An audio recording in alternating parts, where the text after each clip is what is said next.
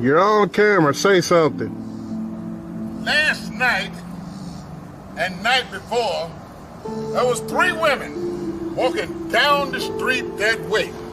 I saw them. I said, hey, you 3 women, why are y'all walking down the street that way? There's nothing down there. And they flew away. I said, oh, them were some birds.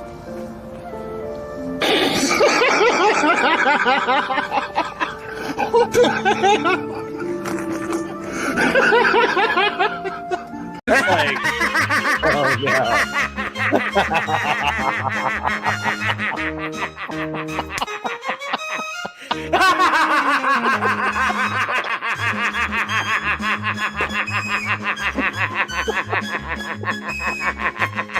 Holy shit. Jesus. Oh my god.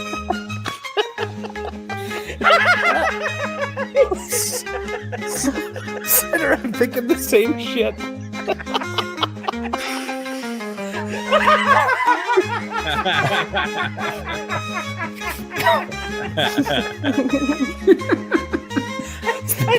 I can't breathe. I gotta stop looking at.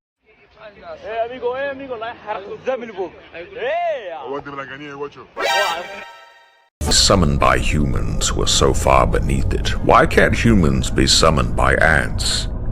The answer is they should be. Well, if a bunch of ants formed a circle in my house, I'd certainly notice. Try to figure out where they'd all come from and possibly wreak destruction there. That's why knowing and correctly pronouncing the true name is so important to the ritual. Imagine how impossible it would be to not go take a look if the circle of ants started chanting your name. And they're like, you can't leave because we drew a line made of tiny crystals. Now you have to do us a favor. And you're like, well, let's just see where this goes. Yup, you got me. What's the favor? And usually the favor is like, kill this one ant for us, or give me a pile of sugar. And you're like, okay.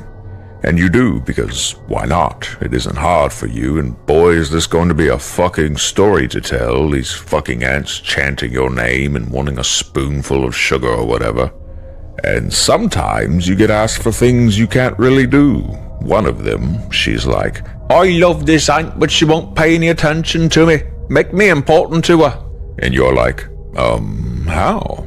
So you just kill every ant in the colony except the 2 of them. Ta-da! Problem solved. And the first ant is like, horrified whisper, what have I done? This is the best explanation for higher powers I've ever really heard.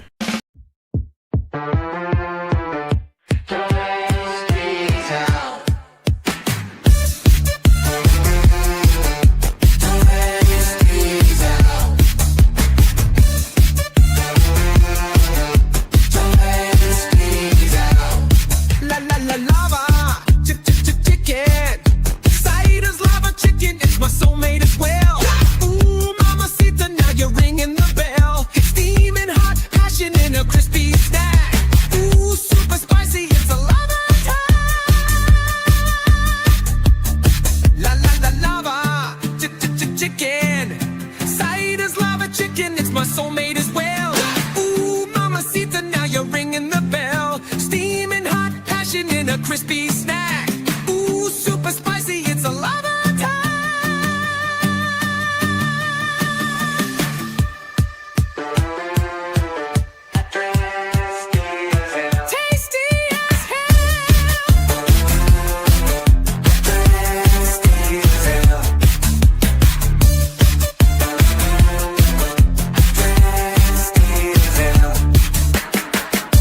I was not very steeped in the comics. I didn't read any comics or do any research. I wasn't familiar with the comics. I wasn't familiar with the movies. We didn't lean into a whole lot of the history of the comic books. Yeah, candidly, we were not enormous comic fans. I wasn't super into superhero comics when I was a kid. I read a lot of like indie press stuff. First thing I was told is don't read the comics. Really? As a creator, they put you in a bubble. They don't let you talk about any of the other projects, right? You know, they're up for anything. We ultimately decided to redefine it for the series and thought that it worked better for the story that we're trying to tell. Did you ever read you've never read the comic? When the DVD comes out, I'm going to read a Thor comic book and just see where we went wrong.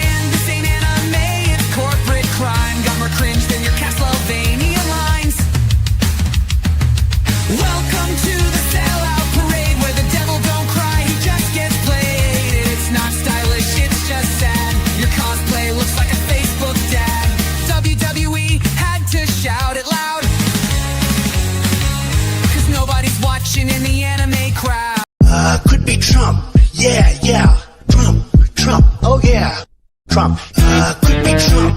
Yeah, yeah. Trump, oh yeah. Trump, could be Trump. Yeah, yeah.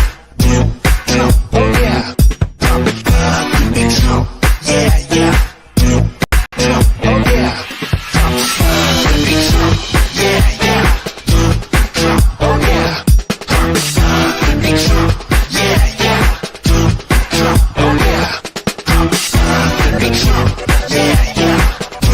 Trump, oh yeah. Trump, could be Trump. Yeah, yeah. Trump, oh yeah. Trump.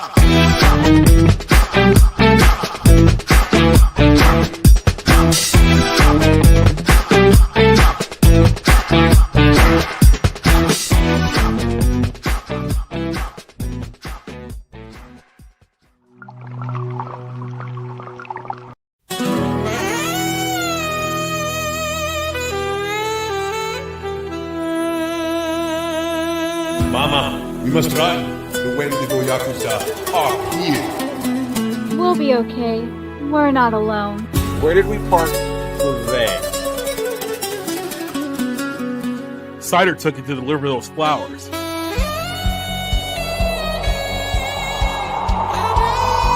all don't stand a chance. Underneath the moon's cold light, whispers linger in the night. Shadows dance with subtle grace. Secrets hide in every space.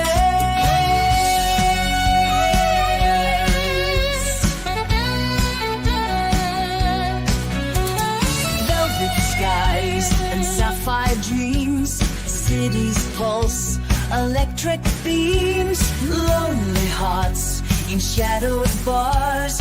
Fading tales beneath the stars.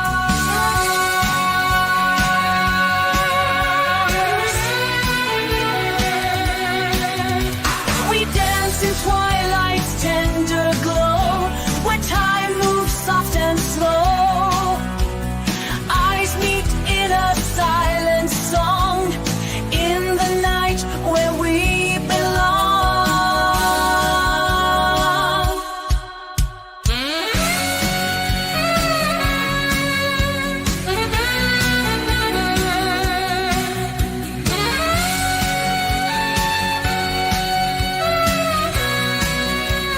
Boy, little turn on the TV, they hit the Pentagon! They hit the fucking Pentagon! This is the scene that's happening in China right now as they discover that Japan does in fact have functional Gundams and is testing them out on the beach. Here to marvel at this engineering marvel is Miss Nerdigans. Yep, Hi, she's Cider. just as This excited as China. This is wild. This is insane. Well, that and prior to this, I was, looking at an interview that we're going to be discussing, and I am extremely blown away, and I can't wait to talk about it. Before we get there, though, we have to find out why the Chinese are on high alert today. We'll find out right here. This comes from @11vadu. And on topic for the discussion tonight, they're testing out a real live Gundam right there on the beach. It's for real, China. You better watch out. Now, for anybody who does any kind of cosplaying or has ever done any kind of cosplaying, this is an amazing feat of engineering, okay? This is one of those impossible dreams that you have a fully armored, dude, right, wearing the full Gundam armor, running. He's booking it as much as you can in that much foam. It's clearly foam and plastic, 3D printed plastic. Look at that.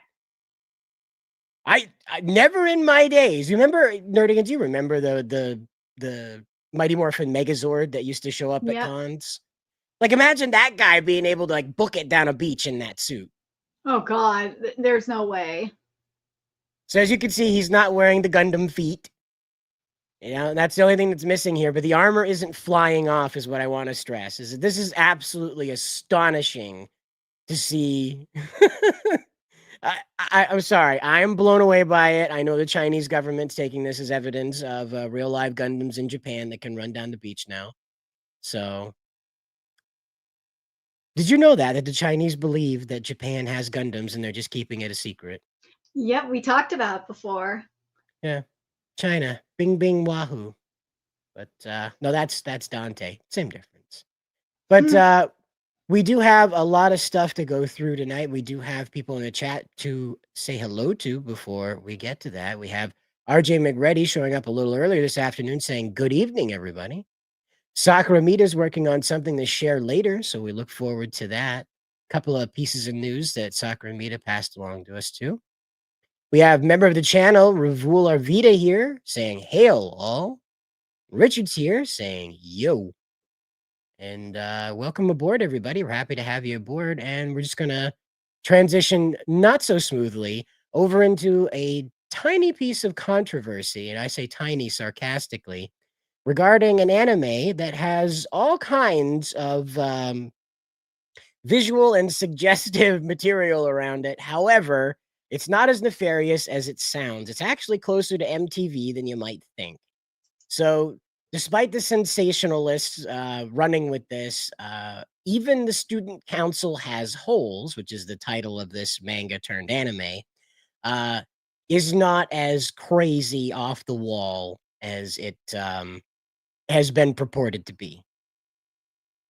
So what this is basically it takes place at this private high school called Fujinasu Academy, and the main character Ume Mizunoe, he has to join the student council because despite getting academic awards in literature and being like getting the top scores in Japanese language and stuff like that, he's failing math and science. And if he doesn't want to be held back a year, he has to join the student council. And the student council, as you can see in the trailer, which is basically a advertisement for a volume of, if I remember correctly, a volume of the 4-Koma manga, because this is a 4-Koma. Which are like 4-panel mangas. Basically, they are very eccentric. This is a shonen series, and it's a weekly shonen magazine series. So it's like a slice of life rom-com. Based on what I've seen in it, it's more so along the gaggy side of things, if anything. And it's really silly, but these people, the post-COVID fans, quote unquote fans. Thanks, Kitty, for reminding me to use the quotes. Yes, Kitty, I know. They can't see the difference between reality and fiction. And they are calling it a pedo anime. Some are saying that this trailer is straight up porn, even though the characters are fully clothed for the most part. And some of them are taking it to xenophobic levels, saying that this is a pedophile studio making it for pedophiles, that this is coming from like the land of pedophiles. And I'm just like, this is crazy. Some pretty exaggerated stuff, but I am showing you one of the less suggestive panels from this. To be clear, this is more geared toward the MTV attitude of anime. You find those every now and then. Fooly Cooly was like this. Fooly Cooly is an allegory for going through puberty. It can't be interpreted any other way, honestly. And so you really have to reach if you're trying some other thing. It's pretty much an allegory for puberty, much like this is an allegory for puberty. So earlier on in this trailer, the young fellow in the back there wearing the green, that's a guy, by the way, wearing the green jacket and green hair there. I don't know where I can go in this trailer where we can feature him, but he is one of the trap characters, and he is wearing a jacket and shirt that is very open. So it's only like his belly button region where that's buttoned together and zipped up in order to keep it from flying off of him. And when he's moving around, his chest is revealed. And because he's a young man, he has a undefined pectoral muscle.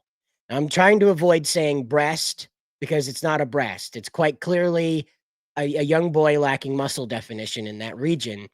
And he's wearing a Band-Aid over that space. Right, and he's wearing a Band-Aid over that space. But because he is appearing as a young girl, right, as he's dressed here, people who are seeing this in the trailer. Now, again, I don't know if this violates COPPA, so I'm being very careful with showing it because, again, the material is suggestive, but on purpose. This manga is supposed to be about how awkward and weird and, challenging it is to be a teenager and how you get around that and how maybe sometimes that doesn't work. And Well, in the that's case of the trap character, why he's wearing a bandage on, it's in the first chapter, why he has a band-aid on his nipple is because his nipple gets torn off. That's why I said this is a very gaggy series at times. And this is why I want to stress this and why I'm being very careful around this as opposed to just writing it off as something way too extreme. And it's because over in Japan, this isn't necessarily to do with the birth crisis, but there isn't a lot of popular media that's for those kids that aren't on the regular track. You'll see a lot of anime that's in high school. Obviously, the Japanese spend a great deal of their time in school. So obviously, it shapes their adult lives as most of their childhood experiences are in a classroom or in a school. It's just how it goes. Now, this right here is meant to speak to the teenagers that aren't fitting in. And as you can see, they all have very different body types. All right. Now, this isn't for body acceptance, but in Japan, if you are a young lady who is built like Miss Nerdigans, you are definitely treated differently. And you might think that's positive. However, not always the case in Japan, particularly around other young women who are not so built in that Well, way. that's just in general. Like women are like this in general. It's Well, not just again, like Japan. this is a new phenomenon for Japan. Only recently they've started recording them at having an average of C cups, by the way. They did this recently. A study came out. The average is double D in the US, and you can guess why. So I wonder why, fellas. I wonder why. Man the harpoons. But something else, though, because you brought up the high school situation, something that, and this is again like a colonization situation in the post-COVID anime fans, is that they are bitching about how it's always geared towards high school. There's high school characters. Why are there so many high school shows just based around high school? Well, first of all, you're watching a shonen. Shonen that's the target demographic is their high school character. It's high school. If you want to watch an adult show, if you want adult characters, go watch a seinen. Go watch a for women. There's Josie. There's what's the other one I was thinking of? Well, Shoujo. Well, shoujo depends on the shoujo. It does because you have a few shoujo that do like Honey Lemon Soda. Honey Lemon Soda is a shoujo and it takes place in high school. So it just depends on the series. Now, but yeah, Sienna is geared more so towards adults, and Josie is geared towards adult women specifically. So as you can see right here, this is really meant to be slice of life. It is not supposed to sit on the topic of adulting these kids. It's really meant to lean more into the MTV style of divergent lifestyles inside of Japan's educational environment. And by divergent lifestyles, I mean by Japan standards, which is children who are, clearly children who are experiencing life differently than their counterparts. And that's basically it. It's represented in... Well, it's represented as extreme here because it's meant to highlight these people as being different. In an ordinary school, these children would probably not organize themselves in this way, and it's not implied that they should either. It is implied in this story, as I understand it. I was reading stuff as we were going through this. As I understand this manga, it is quite literally meant to be sort of a Dawson's Creek, the OC, kind of like in the moment 90210 sort of teen situational stuff is happening. And these characters are learning through their interpersonal dramas and interpersonal victories how to be adults. Not in the let's go make babies way, even though it'd be good for Japan, but it's more in the way of like, how do I become a functional adult? Which, again, across the world, but in particular in Japan, not really discussed. Once you get out of high school, you're just supposed to go to work. There's not a whole lot of conversation about what else you're supposed to do. And so this is a really nice way of sitting down and be like, hey, everybody's got these different ideas about it, and they come together with these solutions that don't always fit as it would for a teenager. They're hit or miss. So again, it's an important thing for teenagers, and we're looking at it as adults saying, this medium makes me uncomfortable because I'm viewing it as an adult and interpreting this stuff as an adult, whereas it's meant to be interpreted by teenagers as, this is relatable. This kid cross-dressing is relatable. I go to school with a cross-dresser. I understand how weird that kid can get sometimes. And that's not meant to make that kid look weird. It's meant to translate why he's doing it. So... But then you got the psycho people here in the West that are saying, "Oh, that's a trans person." It's like, no, it's difficult for them to understand that homosexuality is a vastly different thing in Japan. It doesn't take on the kind of vindictive spirit, the victim spirit, especially in Japan, and it is still rare, very rare, and it is frowned upon by the elders who say it is a foreign concept. But the Japanese that are our age and younger, the Zoomers and the Alphas, again, they lean back into the more of the Meiji era, which it was like, just don't make a big deal about it. Like the straight people don't make a big deal about it. Live your life, let everybody else live theirs. And that's... Oh, you bring up the victim mentality. But that's how it was like prior to all of like the trans activist stuff, like modern trans activist stuff. For the West. Yeah. The LGBT community didn't consider themselves like victims like this because they just wanted to be left alone and live their life without being persecuted. That's all they wanted. That's all they wanted. Originally, that's all they wanted. They didn't want to have to be like trapped in worry about getting beat the fuck up for just being who they were. And then that all changed in like 2000, like in the mid 2000s or something like that. When Obama weaponized it, arguably when Obama weaponized it. But what I want to get at is that there was a time in this country in particular when the only way you knew a man was gay was his infatuation with assless chaps and a very curated mustache. And that was the only way you knew he was gay. Those two things existing together, by the way, not separately, because you'd run into biker guys that had weird ideas about how to ride bikes but weren't gay. And on the other end, you'd find firemen that really took their mustache thing seriously, that they had competitions inside the firehouse. So you couldn't do them separately, but if they overlapped, you knew. And similarly, this is what this trans thing is about here. This kid is not trans. In Japan, cross-dressing isn't indicative of someone wishing to be the other gender. It's more performative than it is a lifestyle.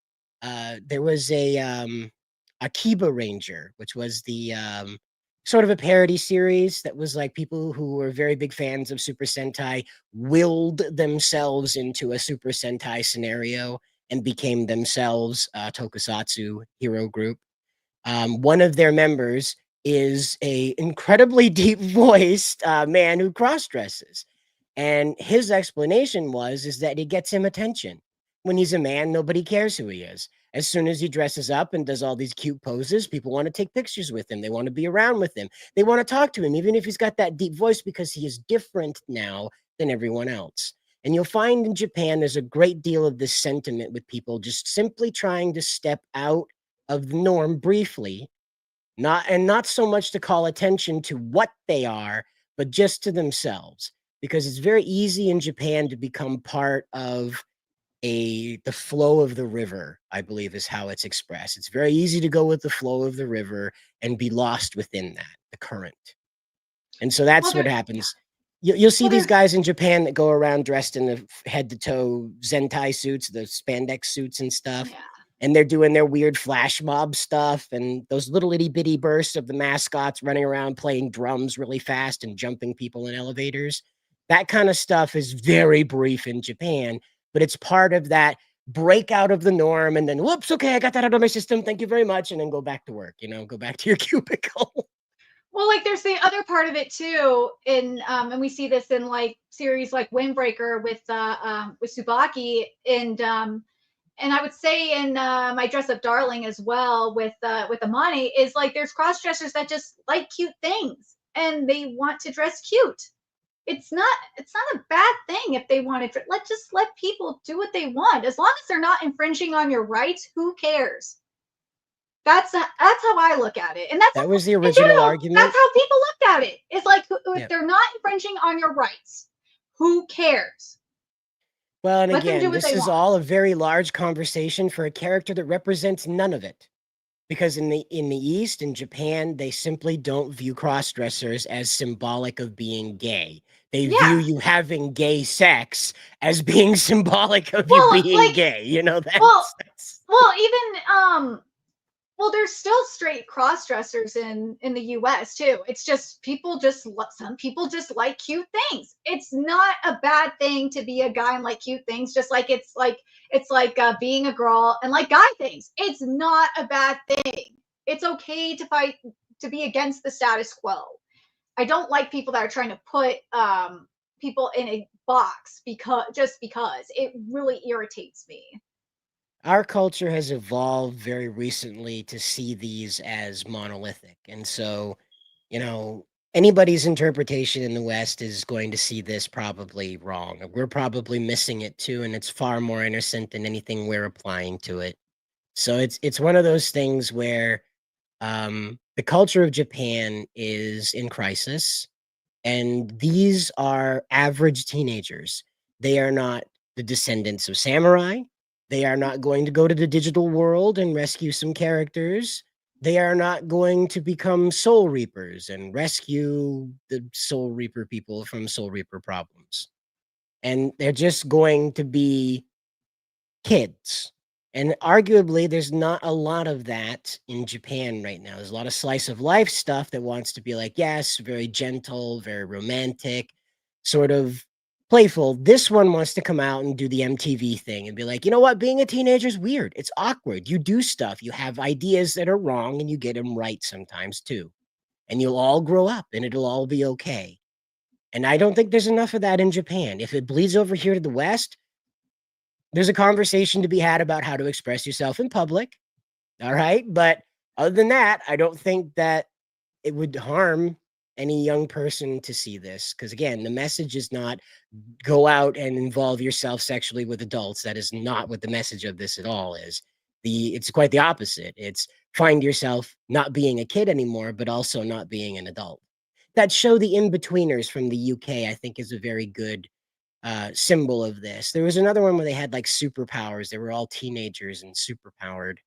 Well, Misfits, was that it? Well, yeah, but there's also another show that comes to mind is Freaks and Geeks. That comes Oh to mind yes, too. that's the one I was thinking of. Yes, with that kid that's got the weird froey hair there. Yeah. Yeah. I believe it's called the Jew Fro. At least that's how Yep. Dan Avidan calls Yep, his it's a hair. Drew Fro. Yeah. Yeah. Yeah, And that, Freaks and they're just trying to find their way. Like, I mean, you've got Yeah. Even Stevens as well, which is kind of a little bit similar. it's a bit dated too. It's a but bit yeah. dated, but yeah, but still, like, it's just you're just trying to find. They're just kids, just trying to find their way Right. through school. Like that's all Yep. they're doing. And It's again, silly. it's being sensationalized, and I have to be careful. So I will just kind of take this off screen for a minute because again, the only reason why I'm nervous is because YouTube treats this stuff very, very aggressively because of how man, that is just right there. That is not good. I'm sorry. I'm not trying. It's the kid with the band-aid over his nipple, and I just don't know how YouTube is gonna take it. Okay. But like, So I think the timing this of is a this good is one right here. I just Well, I want to think that pay attention to this yeah, one though, okay. nerdigans. So Mhm. as you can see, the two girls who are, of a a top heavy build are dancing and of course having their bodies move in response to that. The girl in the middle is not so built and is noticing the absence of her own bodily movement during this dance. And she's, of course, mortified by this. Okay. Now, I was never a teenage girl. Okay. But I can imagine that this is quite disheartening when your friends have sucked all the boob out of you, and you're kind I of can tell you, very I obviously by comparison. I know one of my best friend who in high school anyway. She was she's half Japanese and she is flat chested, and she was definitely envious of me titty wise. And so that's But this tell again, that's why I stopped on this frame is because it's an example of what the story is inside. we in the West register this as children who are jiggling their boobs around, and our response is, this is a sexual thing. When in reality, as you can see, the girl in the middle is having one of those teenage puberty moments where you realize, oh no, I am very different. And, inadequacies can be associated with that if you like, sometimes, most of the time they are. But that's why I'm presenting this right here and being so careful with this, because there's going to be more anime that come out like this, okay? Because as we go forward, Toei has admitted, and a couple other companies have come out and admitted that they're going to push for a worldwide audience. And if you don't know, there's not a lot of kids in the world right now, anywhere in the world. So a lot of anime is going to come out with more of a edge to it. I wouldn't say an adult tint, but it's definitely going to have an edge to it. And this is emblematic of that. You people that grow up with MTV and had an anime interest will probably find this interesting as 40-year-olds. Not because they want to have sex with the characters, but because they grew up in divergent lifestyles in high school and want to see Japanese people go through that. As I said, this is a very rare occurrence where the kids aren't weird and going on a weird adventure. They're just weird and they're kids. It's not too usual. But So, I do want to emphasize this because this is a huge problem, and we're seeing it. We've been seeing it for a while, and obviously we saw it with Goonergate too. Is that these people don't know what porn is anymore, and it's driving me crazy. It's these kids are fully clothed and they're just dancing. This is not porn. well, People need to learn what the word porn is. This you're is right. not it. What I want to stress, though, is that so much of regular life has been sexualized thanks to the corporations. Now, I don't have a problem with a lady up on a billboard wearing a bikini, holding a pack of cigarettes. I don't have a problem with that. Switch it out for a beer. It's still not a problem. And that's not porn either. Well, exactly. But what I have a problem with is that just about every aspect of human life has been sexualized in the past 15 to 20 years. It's not like it was when we were growing up. Like, this is what makes me the most uncomfortable, is the realization, as I was talking to my lesbian friend about this a few months ago. The young women of today are not dressing like the young women of our age or even back beyond. When I was growing up, young ladies went around in loose t-shirts and just wide open shorts, sometimes a dress, but I live in a rural area, These days, they're going around dressed like their college-age counterparts, right down to the ear piercings, necklace, and spray tans. And I can understand why people of that age demographic who are so used to having so much sex thrown at them, that's just their clothes, let alone their music and the rest of their entertainment. And I'll remind you, a lot of children's entertainment gets thrown to the wayside now, especially for young girls, and they embrace more adult entertainment, like Scandalous, that show Scandalous, or How to Get Away with Murder, that other one. And so this comes off to them as sexual because they've seen so much of their childhood sexualized in an attempt to market to them. And that's arguably why they're seeing it, where it doesn't exist. Had this come out when we were watching Toonami, right? Back in the days of Zoids, Big O, nobody would have thought this would have been Fooly Cooley. Imagine if Fooly Cooley came out and you had a full-grown adult female rubbing herself all over no way. What was his name? Anyway, the main character, and all the heated sexual dialogue he had with most of his female counterparts, by the way. Like, I'm as a just thinking, 14-year-old boy? when I see these people like bitch about like this being porn, I'm like, and all this crap, I'm like, dude, back in like 2000, as far back as 2002, I live in California, okay? Like, girls were dressing up as skanks. Like, that's just how it was. And like, hell, even in 2009, I want to say, when this was when I was at GameStop, working at GameStop, my assistant manager went to raves, and these 18-year-olds were there, and like 17, 18-year-olds were there, and they were dressing like skanks too. And what they called them, what her and her friends would call them, were prostitutes. Like, this is nothing new. That's why when I see these people, It's these been spirited forever say since this, I've heard that. Wow. First that heard prostitutes. That took me back like 2 presidents. Huh. See, But yeah, like that's why when I see these people say this crap, I'm just like, dude, do you not like? Have you been just that sheltered your entire life or something? Like, Again, I think it's because just how everything has been so sexualized for them that they just like for us, you noticed the uptick in the prostitute. They didn't. They were born into that. Like Bane being born into the darkness. They only saw shame when they were an adult, you know? They only learned shame when they were an adult. And that's probably why they see this that way, like your 16-year-olds that shouldn't be on Twitter. That's why you're seeing this kind of spill out coming here is that they feel that this is sexual, even though it's just emblematic of how awkward it is to be a teenage girl. but And you don't see again, this stuff with family. You don't see this stuff with this is why, like I say, this is xenophobic, and we say this a lot.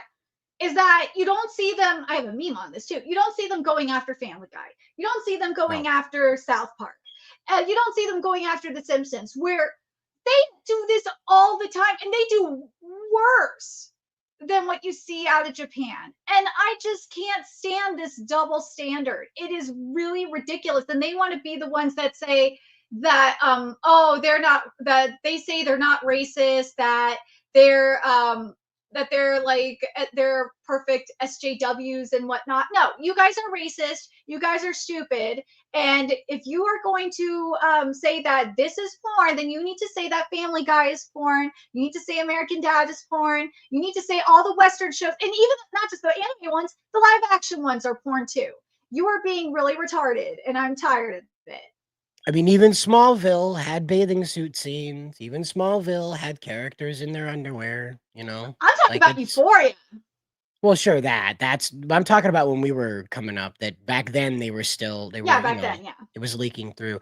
But Richard brings up this point. One of the things I'm being very careful about skipping around inside of this trailer is because that trap boy is sometimes leaned into the camera and he is bouncing to a beat.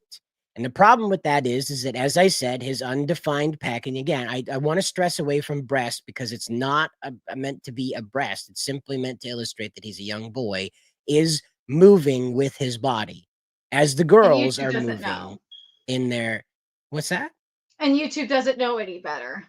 Well, it's not only that, it's I want to bring this up is in kind of like a whole honest thing is that the trailer opens up with this kid bouncing in your screen and your eyes are immediately attracted to that band-aid moving because it breaks the color of his flesh and it's moving up and down. It's clearly meant to attract your attention there. But when you understand the context of all of this, it you know, that feeling of I shouldn't be watching this goes away when you understand why he's doing that, why it looks like that, and the purpose of all of this. And again, it is shocking when you come across it, which, as you said right here, if it's like MTV, it's meant for edgy teenagers, and it is. It is a character that is obviously being presented in a very suggestive manner. I'm not going to lie about that. It caught me by surprise when I started the trailer. But now that I understand the context behind it, I fully understand why he did that, why why the directors presented him like that. He's not a real person. That's why the directors presented him like that in order to illustrate what is going on with him, bang, right out of the gate. Yes, the character is meant to be cute, like a child, supposed to be cute and childlike, but also it's meant to shock you in that this is not your average shonen about kids going into the digital world and saving animals. This instead is going to be focused on how weird and awkward it is to be a teenager. So they're opening up with something that makes you feel awkward right out of the gate. You got to understand the Japanese view all of this as holistic. When we build trailers over here in the US, a lot of our trailers are like, this would look cool. That would look cool. Wow, we're going to put an explosion in. Here comes the dun dun. You know, and in Japan, they're like, well, okay, so we're going to start off on this music note with this character facing this way. Everything is all part of a whole. It's all meant to fit together in an incredibly specific manner so that you, the audience, when you sit down to watch this, have an incredibly specific expectation. And that's, you know, our generalist approach here in the US is like, whatever gets them into seats. In Japan, they're like, we don't want somebody showing up here that has the wrong idea. So Either way, it's the reason why we took so much time on this and why we dragged this out so much is because I really want to be honest with people about the media you're going to continue to see more of coming out of Japan as the birth crisis intenses. I just want to stress this. Japan just finished their population tally. They lost 800,000 people in 2024. There's no replacement. 800,000 people disappeared from Japan in 2024. Okay? That's a region of, if they are all clustered in one space, which they're not, that's a whole region of the country just gone. Poof. Okay? So you're going to see more media that tries to get teenagers to engage with more mature ideas like jiggling boobs, like characters of a divergent lifestyle, to get them to talk to each other, to get them to think about being around one another. Because by golly, they're not doing what they need to do. They're not doing what their God-given purpose is, you know? And it's really going to continue to crank up. You're going to see more and more of this, especially focused on teenagers, to get them thinking in more divergent ways than we got to go to detention class in order to save the digital world. They're trying to engage these kids clearly on a level of like, you're different. Don't become hikikomori because of this. Go find other weird people. Make weird babies. For the love of God. So that's that, though. But bear in mind, like I said, you're going to see more of this come through. You're going to see more controversy around it as Japan continues to push a... I can't say a extreme birth agenda, because China's literally calling people up and asking when they're going to be pregnant. I'm not even kidding you right now. I'm literally not even kidding you. Did you hear about this? So over in China, they are Which one? Oh, that China's calling up women and finding out when they plan on getting pregnant. You hear that one? So yeah, that's part of China's method. Yeah. Maybe we're on a delay.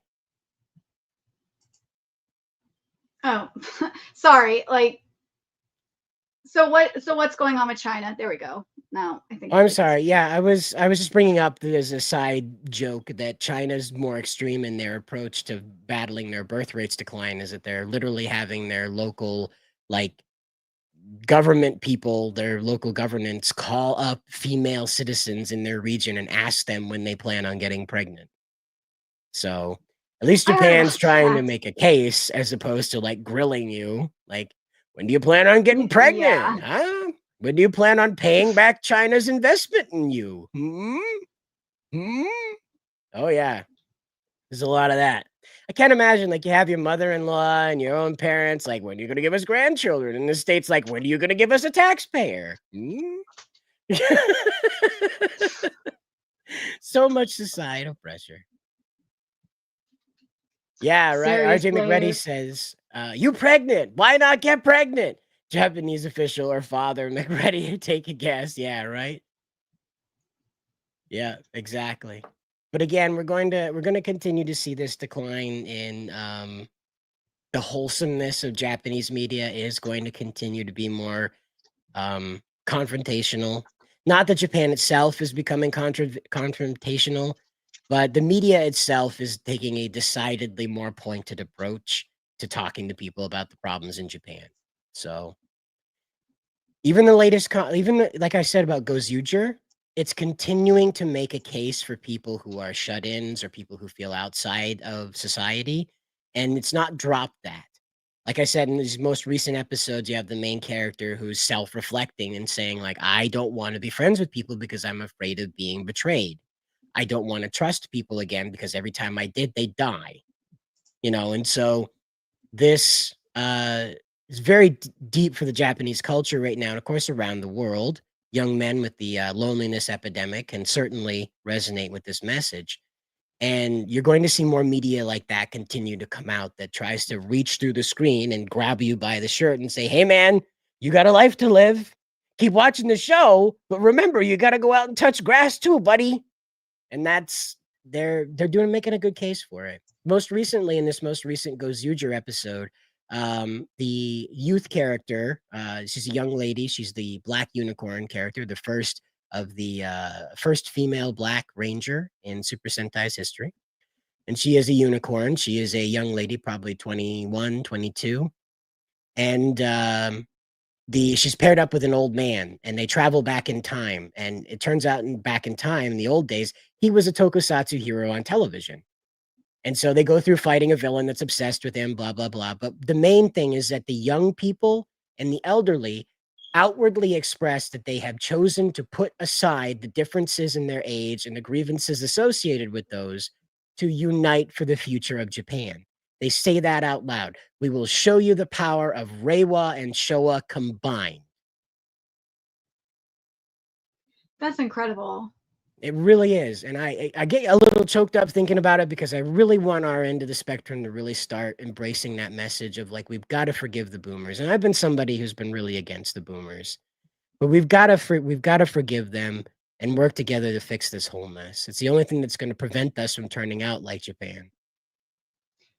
Well, it's not just the boomers. It's like, it's both sides of the spectrum coming together, like political spectrum coming together and negotiating, which they won't because they're a bunch of morons, frankly. And something that I am worried about is this and this colonist mindset that's happening. And colonist mindset where they feel like in the case of like Japan, for example, with anime, yeah, you know what I mean? And we'll talk about it when we get to Vavra as well, because we have the same thing is happening there, where people feel like they're interpreting it as, it's like, oh, he said this, that means it applies only to America. It's like an America only thing. And it's just, they're not thinking about the bigger picture. They're only thinking about how it's in their culture war mindset. It just frustrates the hell out of me. But the other thing, though, that I do want to bring up, and this is from the My Anime List CEO's interview that they did recently with Oricon, is that they said, and this is why we're seeing this in the manga and anime community, is that since the COVID-19 pandemic in 2020, My Anime List user numbers have skyrocketed, and this is largely thanks to more people discovering Japanese anime through Netflix and other platforms. And with global hits like Demon Slayer and Jujutsu Kaisen, the old stigma that anime fans are geeks has pretty much vanished overseas. And I call BS on that. I'm sorry, that is not true. It's not. We're getting, for fuck's sakes, we just talked about it. For fuck's sakes, we talked about it. People are getting called pedos for liking specific series. It's ridiculous. So that I'm sorry, I do not believe. Well, let's just kind of ground it back here in the US, because right now, ask yourself right now, if you were a adult, probably like 25-year-old male, would you be caught dead talking out loud about Sailor Moon right now in 2025, in the year of our Lord 2025? I can't speak to that because I'm not a man. Well, you know, from my perspective, I probably wouldn't, you know. I speak about it from like when I was a teenager, but I probably wouldn't have any Sailor Moon memorabilia in my home whatsoever. I wouldn't be associated with it beyond, yeah, I used to watch that when I was a teenager, cute girls, whatever. And that's it. Because again, over here, we take any inclination that if you have an interest in things that are not expected, that means there's a deviant angle to that. And that, again, has kind of reared its ugly head again in the last 15 years or so, because it really flared up around the late 70s, mid 80s. The Satanic Panic was part of it, but also like anything that you weren't like on the up and up about and wide open about meant you were into crack. You know, that there was no, you know, if you were down with Jesus, but you weren't wide open about where you were on Saturdays instead of being at church, well, you're doing crack in the woods, you know, and that was kind of how it went. Because again, the snap judgment thing, Japan does it too. They have their snap judgments, but again, we're talking about our view of their culture. So they have things in their culture that we're never going to understand. No matter you go live there, you have a family, generations, you're still not going to get it. It's just part of the way things are. And a lot of people who move there admit that when they get there, they kind of go through this culture shock that Japan is very open about sexual expression, about the body, the human body. When people are depicted in like bathhouses, we hear this all the time, nerdigans, from tourists. And when you see all these characters at the bathhouse, that means the creator's a pedophile. Even though you don't wear a bathing suit to the bathhouse. You're weird if you do. There's something wrong. You have a disease if you do, okay? I mean, it's the same thing with bikinis. Like, it's like, dude, what the fuck do you want them to wear at the beach? And it's only the girls. It's never the guys either. Notice that? It's fucking sexist, man. But here's the other thing that I, from this first page anyway, the third page is where the CEO is based as hell. But here's what bothered me here. Is that, but now with digital comic services, more works are available without a time lag, and the global experience of sharing impressions via social media is creating a club room-like culture. No, it is not creating a club room-like culture. It is creating a war zone. If you have, like, on certain, like Reddit, certain, not all of Reddit, mind you, not all of Twitter, but certain sects of manga and anime Reddit and certain sects of manga and anime Twitter, it has become a war zone because of these people. It wasn't like this because I've been a part of the online anime and manga community because I've been covering anime and manga on YouTube since 2016. And even before I did that, I was part of the community, so like 2015-ish, even before that. But like, I never saw this from prior. I call it like the post light or the pre-viz era, like the manga stream era. There we go. In the manga stream era, never saw any of this. We never had any of these issues in the communities.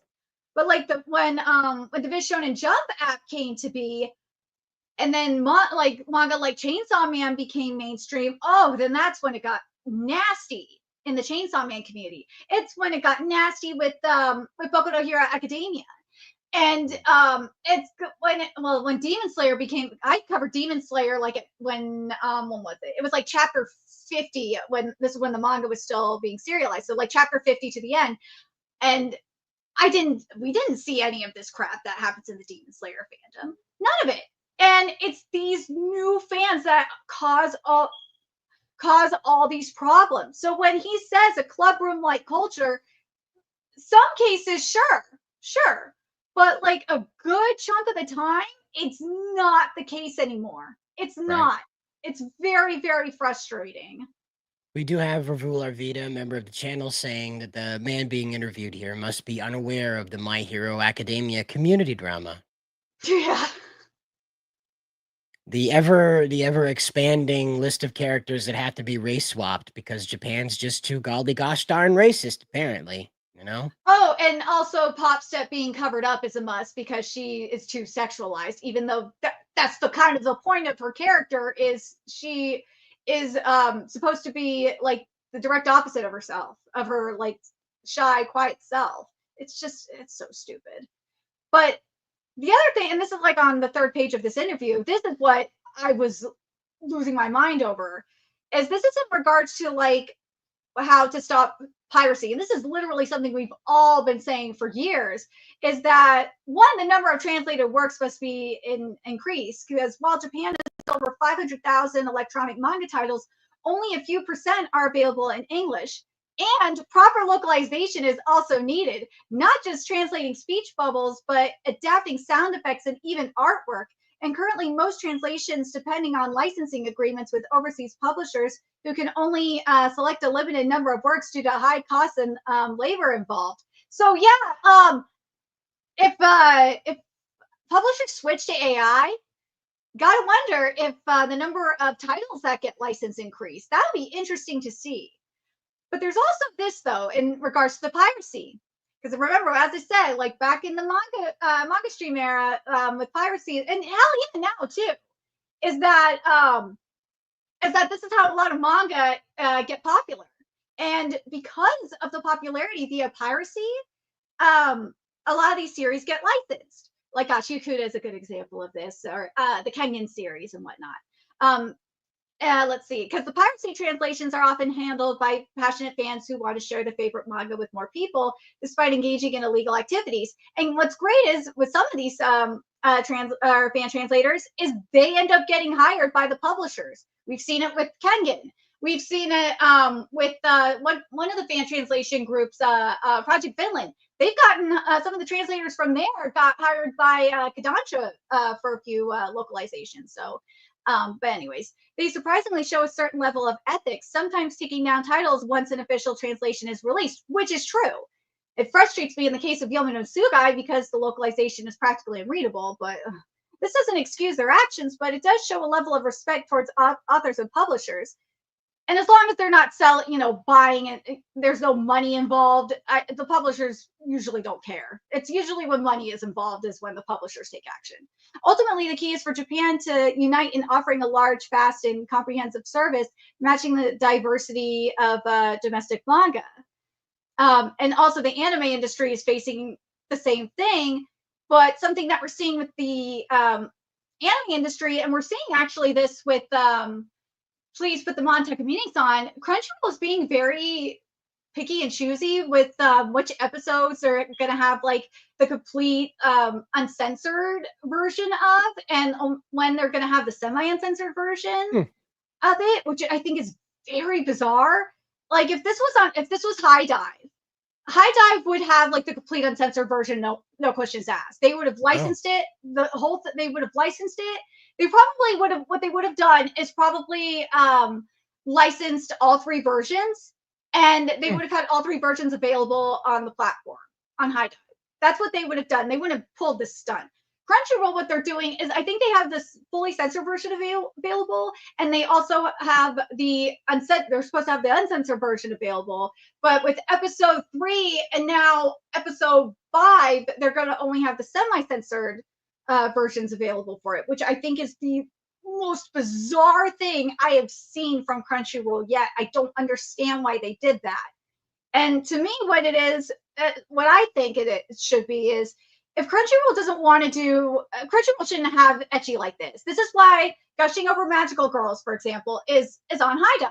Because Gushing Over Magical Girls is like, let's be real, it's borderline hentai, and it's fully uncensored on High Dive. Granted, the localization is asked because of Katrina, but it's fully uncensored. The art and animation is fully uncensored on High Dive. You don't have this issue. I think High Dive should, in my opinion, High Dive should just take all the licensing for the really heavy ecchi series, like Please Put the Montague Meetings on and Gushing Over Magical Girls. I think that would be the best thing at this point. Crunchyroll should they should not be handling ecchi series like this. They can't be picky and choosy. It's just ridiculous. Well, the biggest hurdle that they're facing is that they're up against that audience that thinks anything that is, well, again, we can't even say that it's t-shirt and jeans because, that's arguably some type of cultural appropriation somewhere. So even representing these girls in schoolgirl outfits has been called sexualization. So the standard Japanese schoolgirl outfit since, I think it's the 1970s when they allowed them to wear them above the knee. And because before that it was the ankle. So again, you have your balance between the neo-Puritans and people that view anything that isn't what they expect as pornography. And that varies between person to person. Now, Crunchyroll has made zero effort to try and understand their audience. They have only just pelted them with things that are popular from Japan that maybe somebody in their house, like one of their kids or cousins or something like that, say, oh, that's cool. I saw that on YouTube or whatever. And they suck it right up. So Crunchyroll is rapidly coming to the end of that strategy, though. Because like you say, they can't keep fielding these stories and hacking them up to pieces when they find out halfway through, oops, there's some stuff in there that's going to raise hell with this audience that's hypersensitive to anything that, bare shoulder. It's true. It's just real. This whole thing is just so stupid. And you want to know the proof of how Crunchyroll doesn't is so disconnected from their audience. And I've told I've talked about this before, is if you look at the Crunchyroll Anime Awards, that is for me that's like that's a measure of how connected they are with their audience. And something that they did, well, first of all, the categories for one thing, but the fact that they didn't include ReZero and Mushoku Tensei in almost any other category but for like best isekai, not even best fantasy, they got rid of that and replaced it with best isekai. That shows you how much they are that they are on the same page with their audience. They don't care. They really don't anymore. They're more focused on Gen Z, and they're more focused on trying to bring in a non-existent audience. It's really getting ridiculous. Well, again, that sacred modern audience that's somewhere out there. You got to Indiana Jones hunt for him out there. Indiana Jones and the quest for the modern audience. And that's, again, like Japan's going to fall into that pretty quick. I don't know. I don't know if people are really prepared for this. So I don't know how to really stress it to you guys. We bring it up almost every episode since it came out now, and I'm going to do it again. I'm not going to bring up the article. I won't bother you with it. But we'll put this one down. The biggest problem that you're going to see coming out of anime going forward is it's going to try and pitch toward the West. And all the corporate data that Japan has to work with is that woke is good. And so they are going to run with that as hard as they can. So be prepared for mountains of cringe coming out of Japan. Just mountains of it. You also have BlackRock or Vanguard, one of the two, owning the largest digital manga distributor in the country. You have Sony, an American-controlled company, recently buying up, what was it? It's Kadokawa, right? Kadokawa was the company? Sony Group is not American owned. Sony Group is Japan owned. Sony Interactive is America. Oh, I'm sorry. I thought they were all one. No. But either way, Sony Group is still Japan. But that kind of consolidates the decision making is what I'm trying to get at. So if Sony Group decides to embrace Sony Interactive's politics, they're not. So, they already. Here's the thing with what I saw in oh my god, it was one of their meeting notes or something like that. They said and this is why you're seeing changes in Sony Interactive and PlayStation, and why one of the heads was, I think he was fired or something like that, is that Japan's taking back control. They're reevaluating everything. So yeah, there's going to be big changes. They started doing the changes, implementing them in earlier this month. Yeah. Well, we can hope, but for me, I'm not going to hold my breath. I'm not going to say that they're going to join us, because from what we hear out of Hollywood, it's a big ship, but they're slowly arcing back around to not doing DEI hokey pokey. Again, it's not a done deal. It's not 100%, but from what the stuff is coming out right now, like we just saw Respawn in the gaming industry just cut a bunch of jobs, and Titanfall 3 was one of them, another extraction shooter. That one bit the dust. And the headache of all of this is going to fall on the corporate Japanese. It'll depend on which company embraces this, as we've seen Capcom get comfortable with this. So what I'm trying to get at, though, is that when you see good stuff coming from the West, please support it, even if it's indie stuff and it doesn't have a chance in hell of becoming anything. There might be a single spark in there that makes it happen, because Japan is eventually going to crumble under this. There's not enough Japanese left. So they're going to try and pitch harder to the West, and we're the most lucrative market out there. And we have all the tourists that are telling them to censor their stuff and stop putting so much high school emphasis. So something that needs to be done is, and I've been doing it with my Aniplex insider, because he told me that it's somewhat started to happen and he doesn't like it, is you got to tell these studios that we don't want it. We just want what it's the truth. All we want, and this is why we like anime, is that we want what is made for the Japanese. We don't want what is made for America. We just want what is made for the Japanese. That's all. And in the case of manga is only going to be made for the Japanese. That's not going to change. And I know Ken Akamatsu is going to fight hard to make sure that it doesn't that doesn't change. That is not going to happen. I know people are going to try. I know certain people are going to try and make it happen, but it's not going to happen. You'll have the mangaka have a lot more rights than animators do. Right. What I'm getting at when I say this is that, like, Horikoshi has a very, very powerful addiction to Western approval. We saw that and like really heavily shape My Hero Academia to the point where Deku we never knew who Deku's dad was. He never closed a bunch of plot points. He was like, "Oh well, I'm bored now. Bye." And that was the end of My Hero Academia. And so Horikoshi will probably be similar model to how they go forward. So the mangaka that want to keep it Japanese, they'll be fine. They'll be left to do that.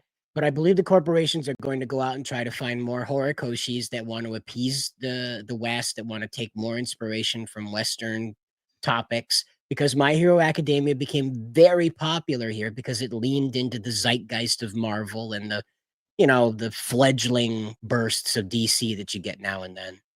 So I was trying to figure it out today. What One Punch Man is, I don't know if it's as popular as My Hero Academia, because One Punch Man tells a very It's more particular, gaggy.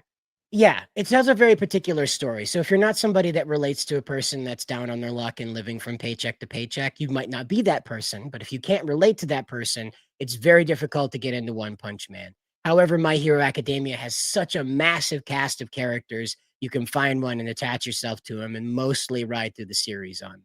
So Oh, also, I gotta stress this. If you want to get into One Punch Man, go read One's original comic, the web comic for One Punch Man. I know the art is rough, but God, is it really good. That writing is so good. And I found myself relating to some of the writing a little bit better than in the manga.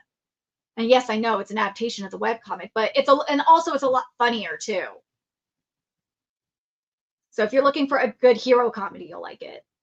well, Richard, arguably on a political scale, we do own Japan. It's not something that's outwardly spoken, but the U.S. handed them a constitution that basically says if you want to fight, you have to ask permission from Uncle Sam. Okay, you can make all the noise you like, but if you want to fight, you got to ask Uncle Sam. And that's they've been trying to change that. The U.S. is iffy on it. Not that we fear Japan.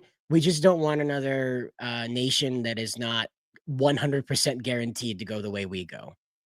And we have South Korea and we have Japan, and those are the two nations that we pretty much should call a territory, in my opinion, but we don't. Obviously, so it doesn't tick off the Russians and Chinese now, but that's what it is. So you're not wrong. We absolutely shaped their current culture. The Japanese miracle was mostly due to US and European investment. So that was pretty intense. Spencer's here and he's dancing. He's dancing to the beat of No, not one of our countries. That's bullshit. Hate that narrative. What's going on, guys? What are we talking about? Oh, it's just saying that, like, we were talking about the overall how Japan is kind of reaching out to the world and how it's becoming much different than the Japan that we grew up with, and the media is evolving into a more edgy MTV bit. That not so much that the wholesome's disappearing, but they seem to be more comfortable promoting stuff that fits an MTV attitude into the world as opposed to like. Well, so this anime that just came out, it's based on the manga. The student council also has holes too. Yeah, we were talking about the promotional, the trailer that was causing a lot of controversy, and we were talking about because we were talking about the plot and all that, and how it's like a slice of life that's a little bit more edgy. It's a shonen and all that, and it seems more like a Freaks and Geeks kind of thing. That was like our Western comparison to it, based on like what we've seen. I feel like you guys are having a wrong read of this, because this isn't new. Okay, it's not new. This came out a year ago. No, not the series itself. I mean No, I'm talking about the trailer. It came out a year ago. Hold on. Let me talk. Okay, I'm not talking about student council. I'm not talking about the trailer. I'm not talking about the show. Not talking about that at all. I'm talking about in general. We've always had edgier series, edgier shonens. Remember, we were just younger. We didn't know about these things. It wasn't advertised to us, right? Go back and look at Akira Toriyama's early stuff. One of his like first one-shots is about a girl who tries to be a hero and just ends up getting, sexually assaulted by a bunch of guys because they think she's a prostitute. Like, these things always exist. One of my favorite series from 10 years ago is the series called Shimonetta, and it's about, a world where you can't tell dirty jokes or any of this stuff. And it is completely like the closest you can get to, being like an AOMA show while still being T. So that's not what they're doing there's no globalist push here or whatever with their culture in this sense. That's not what appealing to other markets is. Well, it's what I'm getting at is that this is mainstream. This is not Akira Toriyama's VHS there was limited release outside of the West. This is pushed as like, this is a teenage story that's a little bit more than Digimon, but not like has been. I know it's existed in Japan, but it hasn't been pushed out into the domestic market. It's not about being pushed out. It's about we've always had these shows, Cider. It's just that this one happened to catch people's attention. You're doing the same thing that these outrage like 19-year-olds or 14-year-olds are doing with the show, right? We've always had these shows promoted and advertised out here. We've had, gosh, I mean, we always talk about how back in the 90s, back in the 2000s, we used to have really risque, edgier advertising, especially with video games. Same thing has always happened here. It's just that in ages past, nobody was really paying attention to them. If you saw that trailer, you would go, whoa, that's a crazy, sort of show. And then you would move on. Now you have people going, oh, I need to virtue signal over it. Plus, now you just have more, anime is just bigger in general. So now titles in general are just going to get more attention. It's just economics. I'm just saying it stands out.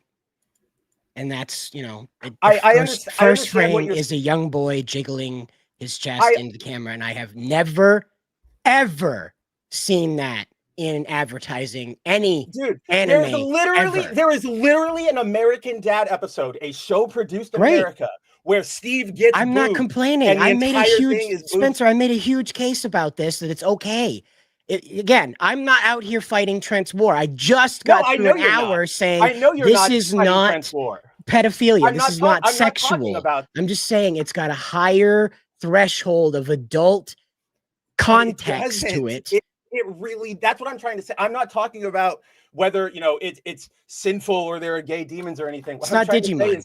This is not out of, well, yeah, but Digimon was not the only anime produced back in 1999. Right. We've had City Hunter, we've had Cat's Eye, we've had Onimai recently, we've had Shimonetta, we've had all of these very ecchi comedy. Ranma 1/2, dude. Ranma 1/2 was advertised to younger people, and it's got boobs jiggling everywhere. It's got a lot of pervert humor. Like, this is not out of the ordinary. This has nothing to do with like a culture shift. This is just a very normal show we've always had. No, we were talking about how it's kind of a culture shift because we are used to it growing up, but there's something going on in like the Zoomer, like Gen Alpha generation, where they're not seeing it the same way that we did when we were growing up. Right, but that's a different conversation, right? There's a difference between saying people are reacting differently now and saying this stuff we've never seen before. This has never been pushed to the forefront. When it's like, yeah, this stuff has literally always existed. Yeah, that's what we were talking about demographic. Earlier. That's what we were talking about earlier, and like Cider was saying that he thinks that it's because the younger generation has had like sexualized stuff like thrown at them their entire in the life, West, right? not the East. In the West. Yeah, in the West. See, I don't even agree with that. I don't agree with that either. Yeah, and I said I don't agree with that either because we grew up like maybe it's because we were in California. We live in California, or you at the time lived in California, right? Like, he's in Maine, so that's why I'm like this. No, I know. Maybe we had like over sexualized stuff all the time, and obviously I'm a girl, so I saw this stuff Yeah. growing up too. So like that's why I'm like, I don't think it's that. There's just something going on where the current generation is being like sexually shamed. I don't know what it is in terms of like the virtue So here's what it signaling. is. Back in the day, yeah, in the 90s, here's the thing. Here's why I pushed back against the California bit. It wasn't just California. Back in the 90s, we, all of our culture was hypersexualized, from our, our pop stars to our advertising to our cheerleaders. Not that I'm complaining. We had a lot of that sexy imagery around. Then you go to, our media with our comic books and all that fun stuff. You got Baywatch. It was everywhere, right? So it's not an issue of, are people seeing too much sexy stuff? I mean, if we want to look at Japan as another example, they get a lot of, they have such a different view on sexuality out there, right? They don't have the same puritanical evangelical base that like not California, but the US was like based on back in the like 1500s, 1600s. So they treat, they all bathe together. Boobs aren't really, it's not heresy. So they see more of that stuff in a more normalized, I guess, like environment. So it's really not even it's not even that, right? What it is it's social media. And I mean this truly, because what we've always seen in any aspect, whether it's sports or politics or media or whatever it is, there's always going to be somebody who tries to make themselves stand out from, everybody else by making themselves, I'm going to be the crusader, right? I know this is wrong. That's an easy way to get clout. And that's what it is. Social media, aside from the way it's warped like our attention spans and everything, the aspect of attention and trying to get a bunch of likes, that has completely ruined their outlook. So now it's a combo of that, and then the very, very, very punitive environment we've had them grow up in, where with the overreaching, what is this, fourth, fifth wave feminism of the last few years. Yeah. Everybody just sees it as, I'm going to get in trouble if I do anything sexual. So I should, but I'm a kid. I'm a teenager. I'm starting to have these feelings. What do? Oh, let me distract everybody from the fact that I'm having these feelings that I've been conditioned to think are wrong. And we're going to, accuse that mangaka or that YouTuber or whatever of, being a pervert because they like something in a bikini. It's a weird combination of like clout and fear, right? Yeah. Again, social media is a formula into it. But that's the argument that I make about this, is that when it comes to their sexualization, they were born into it the way that Bane was born into the dark. That's the joke I made earlier. We remember a time when young boys and young girls were wearing basically the same clothes, baggy t-shirts, baggy shorts, running around, getting dirty. That was pretty uniform. Not that they don't do that anymore, but most of the girls that go to Forever 21, the young girls outlet shops and things like that at the mall that buy things off of Amazon, are dressed like their college age counterparts. And again, this is not to say that it didn't happen when we were younger, but we were there when it happened.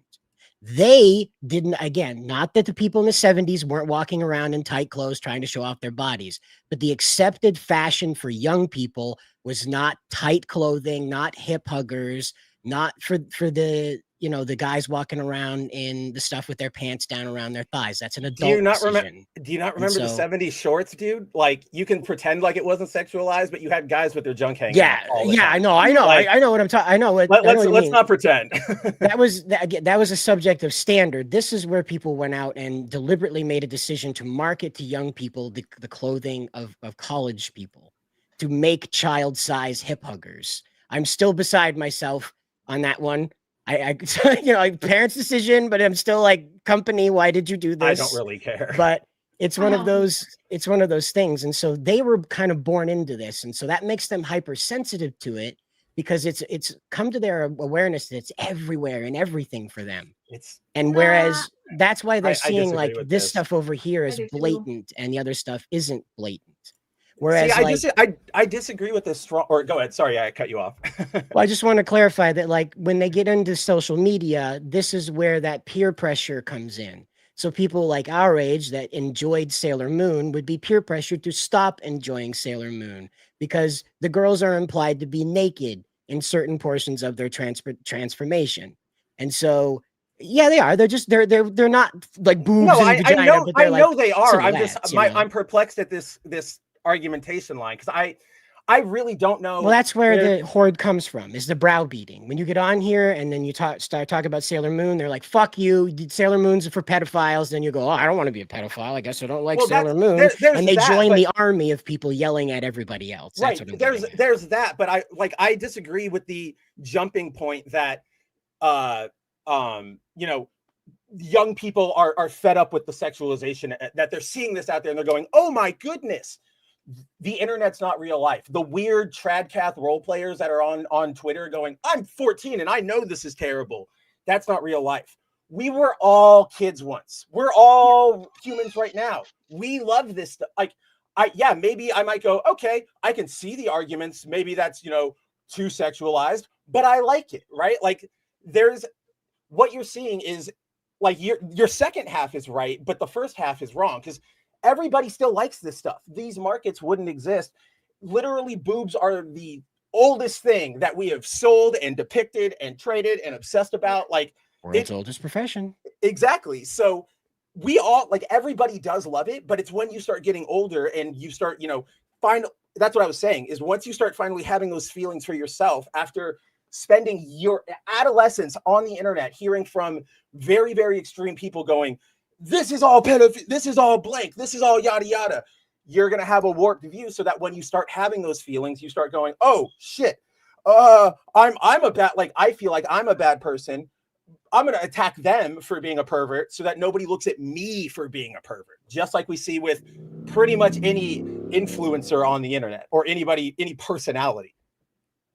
And so last year, a study came out that said that this was a sample size of 1,500 people. It's usually about 3,000. So we got about half the size of a regular sample size. But this was between 10 to 24-year-olds that performed this. And they were decidedly against more sexualization. They were split on the amount of sexualization that is in media right now. And that's what this report kind of where was it taken? I believe this was right here. I believe, let's see. This was done by the University of Los Angeles Center for Scholars and Storytellers. This was under the guise of Teens and Screens. And that's where they... Okay, so I'm not going to... That's the problem. I'm not going to listen to this poll because if I'm hearing 20, you know, they found 1,500 people and they all hate sexualization. Well, you're doing it in LA where you know, that mentality, the neoliberal mentality of you can't show anything is still prevalent. So they're saying, yes, I don't want sexualization. But again, they're not doing it for religious piety reasons. They're doing it because they think it's offensive. That's why I was asking, because if we had that same poll, you know, played in Alabama or in Texas, I would go, oh, they're just, you know, Christian Puritans. Why am I listening to them? That's why, like, well, there's also the sample size too.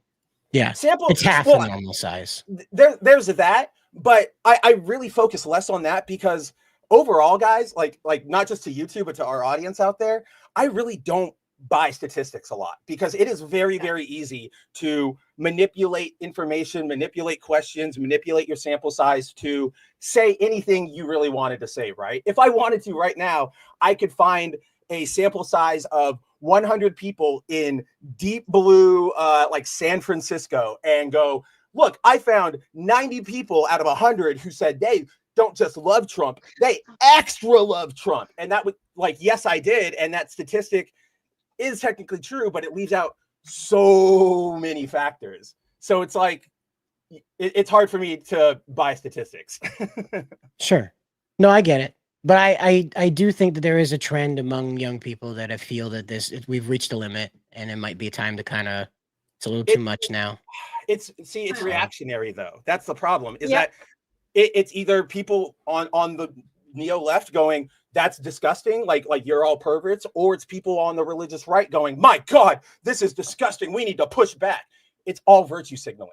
No, there is not a single person on earth who does not in some capacity like boobies or like wiener. So every time anybody goes out of their way to go, this is all awful, my God, like I say with Trent and JDA, they're projecting their own issues onto you, right? Like Nerdigans was pointing out, all of us here have been able to make it through all of these years, at least we're on the panel, at least our 30 years, without going, my God, this is too much. It needs to be pushed back, especially because right now we are at literally the least sexy, like least sexual time of our lives. Like there is no sexuality in media. There is no sexuality in music. There is nothing. So anybody complaining and going, my God, we've gone too far, performative, always going to be performative. I can't say there's no sexuality in media. I can't There's do not, that. okay, there's not zero, yes, but it's not, everybody wants to say, wow, we've gone way past, Paris Hilton in a bikini on cars. And I'm like, no, we haven't. We are literally going backwards. You see arguments every day from genuine people in Hollywood, directors going, we shouldn't have sex scenes. That's gross, right?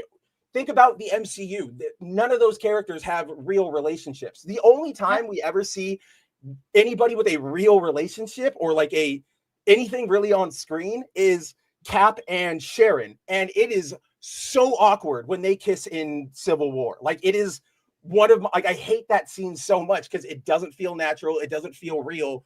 None of that is allowed to exist anymore. So we are already scaling back in our approach to this stuff because both sides, we're pushing towards like extremism in this country on both sides, and both sides think it's really, really good that everybody should be in burqas. It's so frustrating. And I'm the one getting it. Like people like me who are centrists are getting attacked because we don't think like them. It's just, and you get it too, Spencer. Like you can't have your own opinion. You can't be an individual in this climate. You're right. And that's why, like, you guys notice this, and I'm sure some of our viewers notice this, but like, I don't really go on Twitter all that often. I don't join in on the discourse. I don't try to get zingers in because you know what, guys? All of that stuff, yes, okay, that side's going to hate me. That side's going to hate me. Great. Why am I going to try to appeal to either of them when I can go have fun jerking each other off? I'm going to go play Tokyo Jungle. I'm going to go read, JoJo's Bizarre Adventure. I'm going to go do literally anything else with my time because we already, hang out in negativity looking at what Marvel's doing or Ubisoft or just governments in general around the world. I don't need to sit here and go, wow, the failed IGN host girl is going to preach to me about, how she's the moral arbiter of everything. Online drama is dumb and it does not reflect what happens in real life. So I would recommend if you find yourself getting caught up in drama, click away. The situation that we're facing with that one is that the zeitgeist is going to continue to evolve around it. And although there's a centrist view on it, we have Lizzo going around with a glow-in-the-dark dildo in front of everybody. We have all of these books that Madonna made a book about Madonna made a book literally called Sex. Right. She did. Right. She did. And it was this Pella was in the made 80s, right? Nikes You're talking with about blood the in one. them. Yeah. You're talking about the one. Yeah, the one she made in the 80s was at the time it was extremely controversial too. Right. Yeah. And then you have a guy that's like So, like, twerking on the devil's lap. And I don't there's a care lot about any of this stuff. I don't care about any of this stuff. That's why it escapes your radar. And that's why it appears that there's less sex, even though there's considerably more. It doesn't escape my radar, Cider. Okay. I can see you guys all talking about it. I'm friends with Jacob, for God's sake. I see when you guys raise these topics, but to me, it's a non-issue. Okay, so a guy is twerking on Satan's dick. I can go find really weird things coming out of it. Okay, so let's go attack the Mormons for doing, their weird religious underwear thing, because I agree with the underwear thing shouldn't be a thing. What I'm getting at is that the sex is there. It hasn't disappeared. It's just I'm not saying the sex is gone, Cider. I'm not saying the sex is gone. I'm saying we're already on a very reduced path to it. Like, yes, we still have some boobies out there, and we still have some people trying to, be provocative. But just like, look at the reaction you're having or the people online have. The second somebody does something like twerking on the devil, instead of going, they're just sexualizing, they're just trying to be provocative, everybody goes, this is the sign of the actual end times. The devil is getting twerked on by a gay man. And it's just like, so when that happens, people start going, okay, well, let's start scaling back any and all sexuality because I don't want to piss off anybody, especially because we know businesses don't have spines. They only care about money. So they'll go wherever the money is dictating. Right, and that's the situation that we're finding is that A lot of millionaires now are OnlyFans models. We're seeing OnlyFans become a very dominant force in wealth generation and transfer. And so, Okay, good. again, I can't say that sex is gone. I can't say that we're even on a downward path. We're on a personalized path, all right. for sure. No, you're missing the Curate your point. sex. You're missing the point. He's saying what Spencer is saying is that compared to like 10 or 20 years ago, the media is like less sexual, and we're heading down like a really, in my opinion, a really dangerous path. It's because people are self-censoring themselves, and Well, that's yeah. not a good thing either. Well, we want to talk about, you know, the population crisis is happening in Japan or even over here. You don't solve them by continually going around and telling anybody that anything sexual is going to, you know, turn them gay or it's bad or it shouldn't be seen, because that makes them, that once you start shaming them, they're not going to want to engage in it. And then they're just going to want to perpetrate that mindset, because if I show I'm a good little soldier, I will get, you know, seats at you know, the general's table or whatever. Like that's what's happening here. Yeah. Yep. And then the Japanese also fell into the digitized sexual environment, where a lot of their, like, it was hentai and manga that drove a lot of their sexual discourse in the beginning. And then, of course, as the sexes grew apart from each other, they ended up here. Similar happened in Korea, where women diverted Korea's not into, even close to Japan.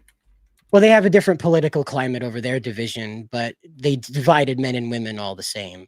Yeah, And but the reasons for the division are so brutally different that it's unfair to compare them. Like, all right.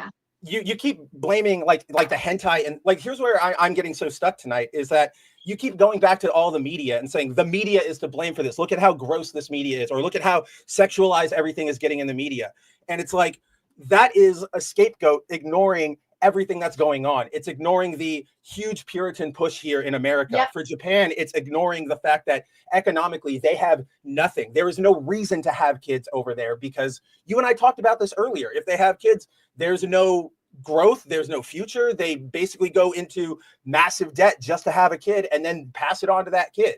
There are so many other conditions out here other than people going, I like boobies. Like to blame people liking sexy comics or liking sexy movies or any of this stuff is completely dodging the actual problems that are happening. It's so easy to go, look at you, like all of us in the world have an inherent sense of like, ooh, shame towards nudity and, you know, public sex, most of us. So the second you start, you know, bringing that out there and throwing it into the discourse and saying, is that you? Do you want to be associated with that? A lot of people are going to go, oh shit, no, I don't. Yeah, that is bad. That is gross. And yeah, it's not the media. It's the culture, and it's our politicians, and it's all of that crap that is changing this. Like in Korea, it's not the fact that there is, you know, shift up. It's not the fact that Eve Stellar Blade exists or Goddess of Nikkei. It's the fact that there are like genuine feminine death cults over, like, there we go. All the things we talk about, you know, the hyperbole in the West about, oh, the feminists are going to come into your house and kick you down and like want to execute you in the streets just for being a guy.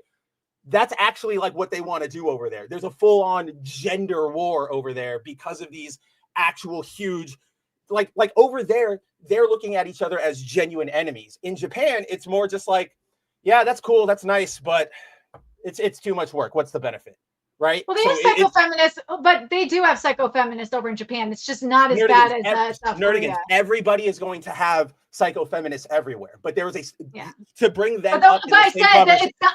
But what I was saying is, no, Nerdigans, hold on. Like, let me finish, okay? Just let me finish my sentence.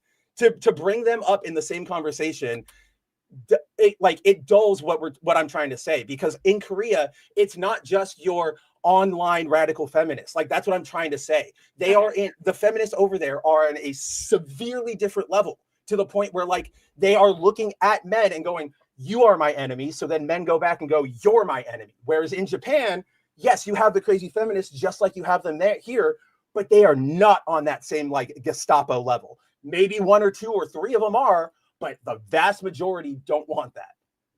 No, yeah, we still have outliers here. Hold on a second. But the feminists I was talking about in Japan are the ones that are trying to get adult videos banned. That's the ones I was talking about. Nerdigans, I understand that, but that's what I'm trying to say is you're going to have that. Yeah, we're going to have that everywhere. We have that here in America with Moms for Liberty or whatever it is. Like, we have this all the time. It's everywhere.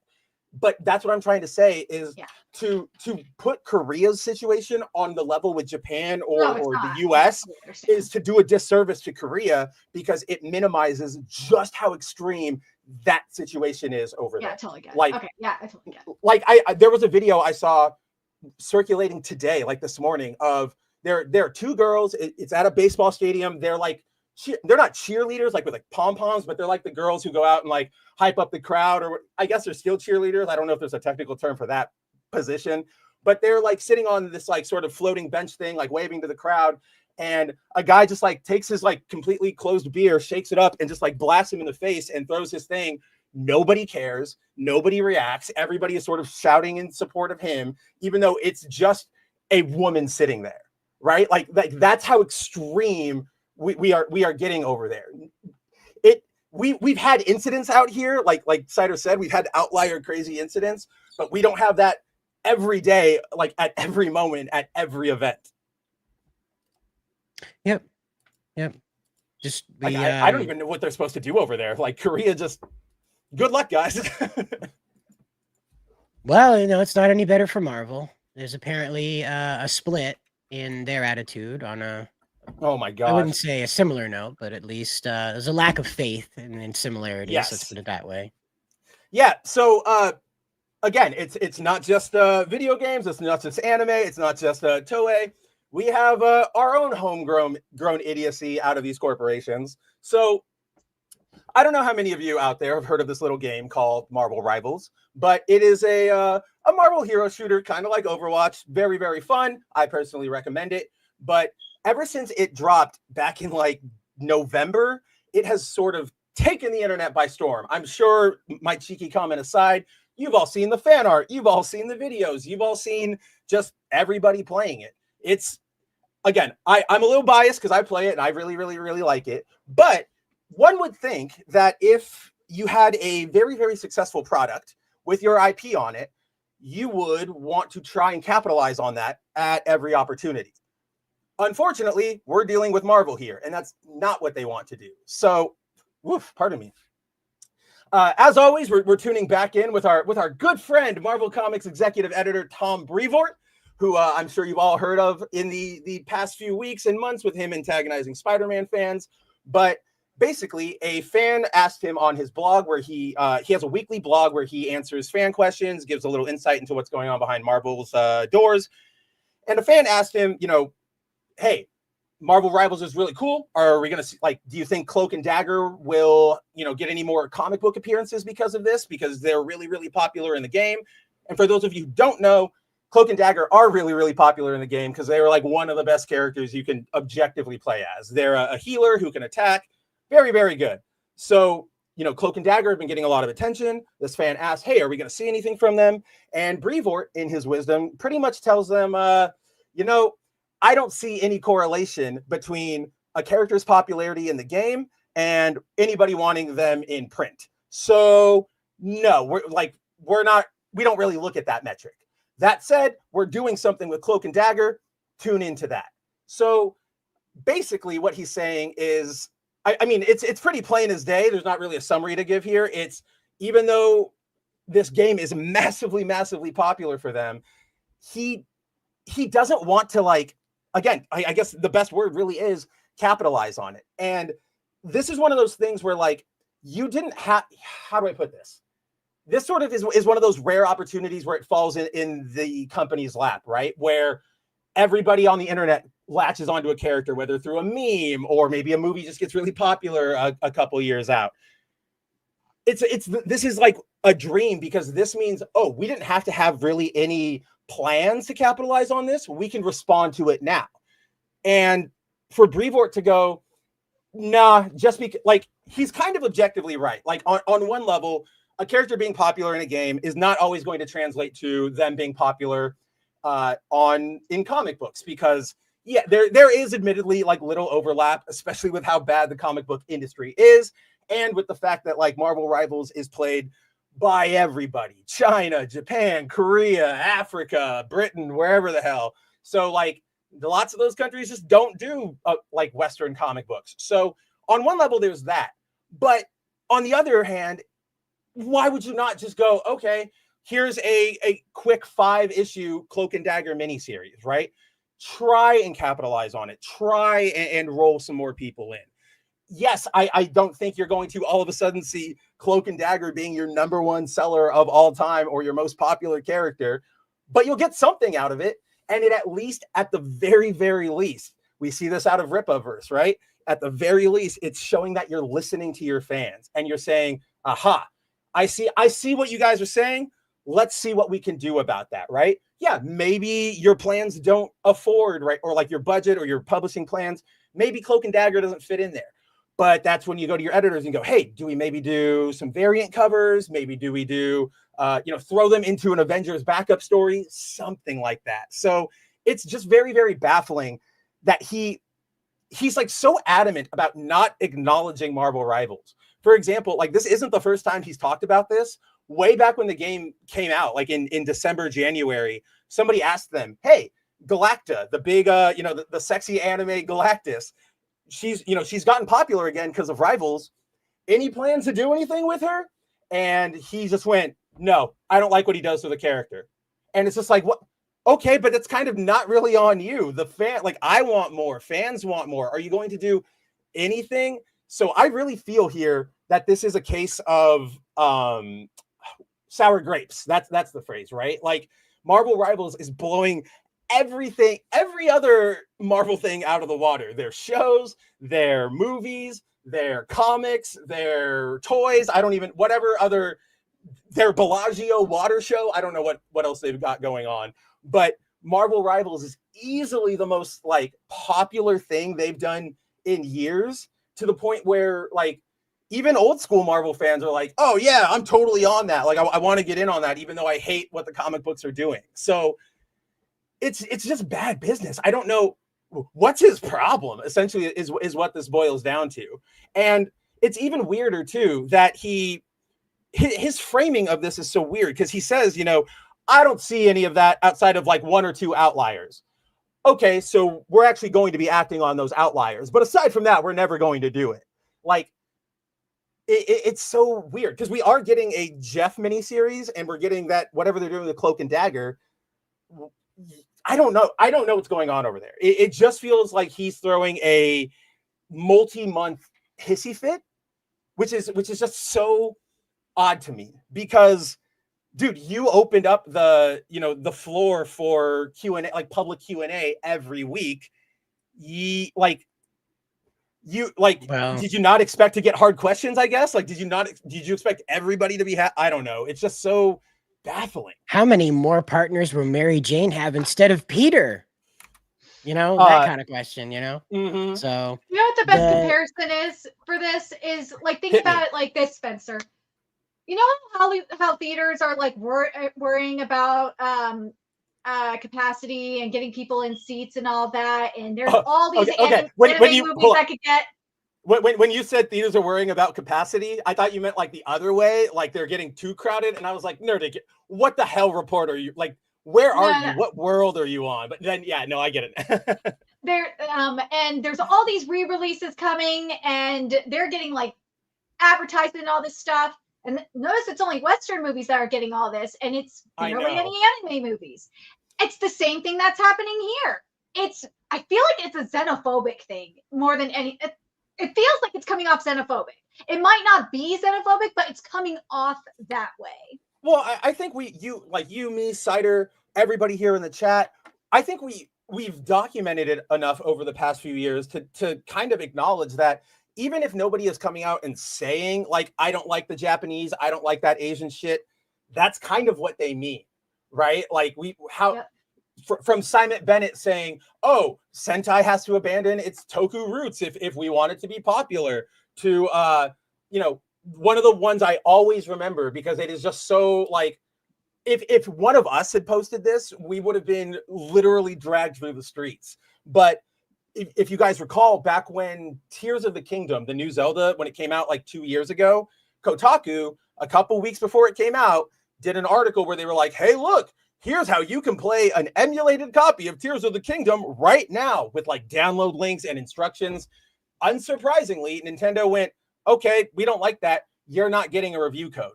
sorry, like, why would we give it to you after you kind of just told everybody to go pirate our thing? So what's his name? Luke Plunkett. Plunkett is the guy from Red Letter Media. Plunkett, he posted a picture, or he was like, well, we just got on our, like, he's like, Kotaku got on Nintendo's blacklist.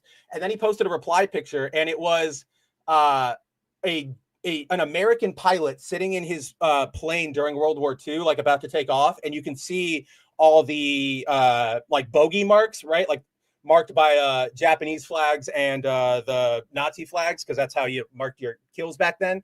And he goes, this, like, he shares that picture and he goes, this is how I feel about publisher blacklists.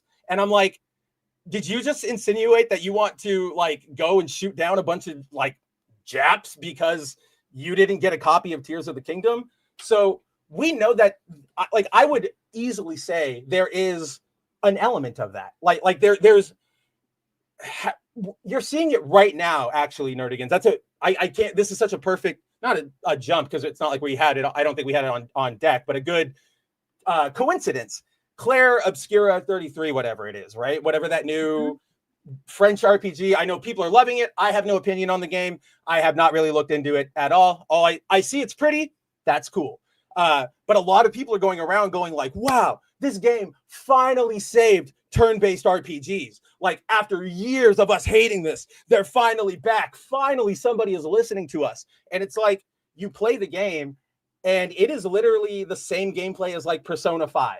It's nothing revolutionary, but they're jerking themselves off because it is the critics and these people are jerking themselves off, going like, yes, the West, finally, all those dirty JRPGs are over.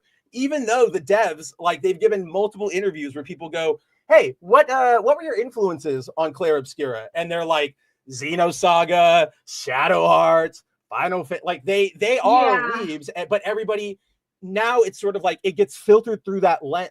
It's sort of like culture laundering, if you will, right, Nerdigans? Yeah. And we can actually apply this to pretty much any Western adaptation, from Adi Shankar's American May Cry to I don't know, pick another one off the top of your head. But Castlevania. I didn't want to do another Addy one because that's too easy. But yeah, Castlevania is another good example of it. But you take something that's very, very popular in this niche, like, so it's Japan. That stuff's really popular over in Japan, but it's like, we think that's too weird. Now, so now somebody did an American take on it where they say fuck, and they talk about their boobs all the time. Now we're in. Now I can enjoy it because now it's not gay for babies. And I don't know what it is, and I don't know why it really exists. But there is, and it's mostly like a neoliberal, neo-left thing of hating Asians, of saying, or what's the term? Like diminishing their achievements, their accomplishments, their all of that stuff, right? I mean, look at Simu fucking Liu, where he's the dumb Canadian gave all those interviews during Shang-Chi where he was like, oh, before I became a superhero on the screen, I thought Asians could only be beat up. I never saw a hero. And it's like, why are you ignoring every other like master who set the path for like Asian movies to come over, all those 70s, 60s kung fu legends, or your Jackie Chan's, or even your Ming-Na Wen's? How are you not acknowledging them and going, I'm the best now? It's because, oh, you're the best now because this is a Western production, so now you can say, now it's cool, now it makes sense. It's a ton of crap. He even ripped that off from Jennifer Lawrence. Dude, where is she? Like, hopefully someplace where cameras aren't nearby and contracts but if they're are far, far away. But if they're not nearby, how are they going to document her next groundbreaking achievement? Like, that's what I'm worried about. Eyes on Lawrence. She's going to be the first female astronaut, Spencer, she's going to be the first female to look at space. Nobody's seen it before. What's up, Nerdigans? I just remembered you could make the same argument for the One Piece live action. Same people would be like, oh, Oda is a pedo, like these women are over sexualized, and the what live and what was the other? Sanji is a pedo too, and everybody's a pervert. and Yeah. a pervert, and the live action fixed that. It's like, well, I mean, we don't even have to go to the live action for, anime specifically. Like, you bring that up, and I just think about all the bad translations you cover all the time, and how many people defend those, going like, oh yeah, they fixed it. Now it's better. Now that makes more sense. When I was, this is a really good circling back, but when I was setting everything up and about to hop on, I heard you guys talking about, I don't know what the specific subject was, but you were talking about, pardon me, like the fact that like video games and anime in Japan and stuff keep going back to the high school setting. Like, I think I heard you guys talking about that. And then there's a lot of people, post-COVID fans complain about how the majority of anime they consume, because they're shonen watchers, mainstream shonen watchers, are like set in high school. That's their main complaint. They're like, oh, we need more adult based characters. It's like, dude, like demographic is for teenagers. Yes, the demographic is for teenage, or is generally for teenagers. 2, it doesn't matter with them, because remember what happened with it literally doesn't matter. I was going to point to Uzaki-chan. Uzaki-chan takes place in college. They still threw a shit fit, right? It does not, as long as it's weird and Asian, they'll find a way to say that's weirdo, pedophilia. Even, I'm sure everybody sees this all the time, where if they can't get like a ding on the content of whatever they're talking about, or the mangaka, they'll go, well, Nerdigan-san still lives in Japan, which has all of these, sex crime, right? And it's just like, okay, you're not even like, what are you trying to do here? You're just looking for something to ding them on. But oh shoot, what was my third point going to be? The other thing, which actually links it back more directly with the sense of, anti-Japanese and everything, is to your like point about that being a like the demographic, right, is for high schoolers.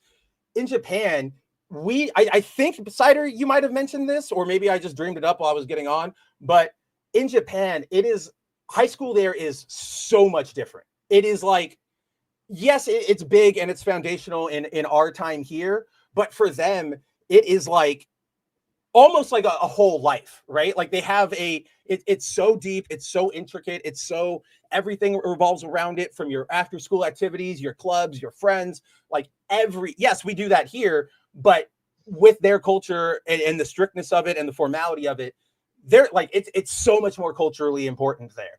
Like for example, we've all seen those episodes. I'm sure we've all done this, where you watch a slice of life thing, or you play Persona, and all the kids are going, whoa, we're getting ready. The cultural festival is this week. We've all got to work on our projects.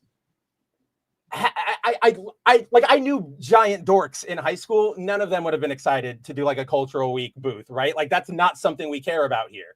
But there, everybody gets super excited. They're super like into it. They want to show off what they've done. So that's why so much media is set in high school too, because that's sort of what they, it's a big foundational moment in their lives. It doesn't surprise me that they want to talk about it, that they want to focus on it. Unfortunately, like high school kind of does set you up really hard for what the rest of your life is going to be out there, right? If you don't do well on the test and you don't get into a good place like college, you're not going anywhere. And again, different from out here where you don't go to a good college, you get whatever degree, you could still find a way to go work at SpaceX or GM or Apple or whatever. Like there, you go to let's say like you go to like UC like Riverside, right? You are going to be lucky if somebody looks at you and says, oh, would you like to come sweep up the crap in the in the like porno booth? Like, do you want to like, I'm taking a risk on you here, buddy. So to keep saying like, why do you guys keep going to high school? You should do it in college. It's ignoring their culture. It's ignoring where they're writing from and expecting them to be like us, right? To have the exact same experiences, and they don't. It's kind of almost like flip. Like Japanese high school is almost like college. College is almost like, it's weird. It's a very weird place Well, out to there. that point, we have like the design philosophies kind of represented here. Not exactly, but we have a nice contrast between Western God. design philosophy and current Eastern design philosophy. And as you can see, Marvel Rivals takes, I would say, a golden age approach to female costume design, as the Yeah. women are very glamorized and curvaceous. We've heard many a tale of gentlemen losing their cool around the White Queen. I do apologize for all the gay demons that are in our audience right now. I know we just brought it on you by showing you the picture. We'll hire an exorcist. We've got you. Don't worry. And so this is why I think Marvel Comics is kind of stumbling over Marvel Rivals. Is for a long time we've heard these comics people come out and talk about the over-sexualization of superheroes. Costumes are meant to make women look sexy and men look tough and blah blah blah blah blah. And the women are just sex items and yada yada yada. And so it's a lot for them to just about face on that.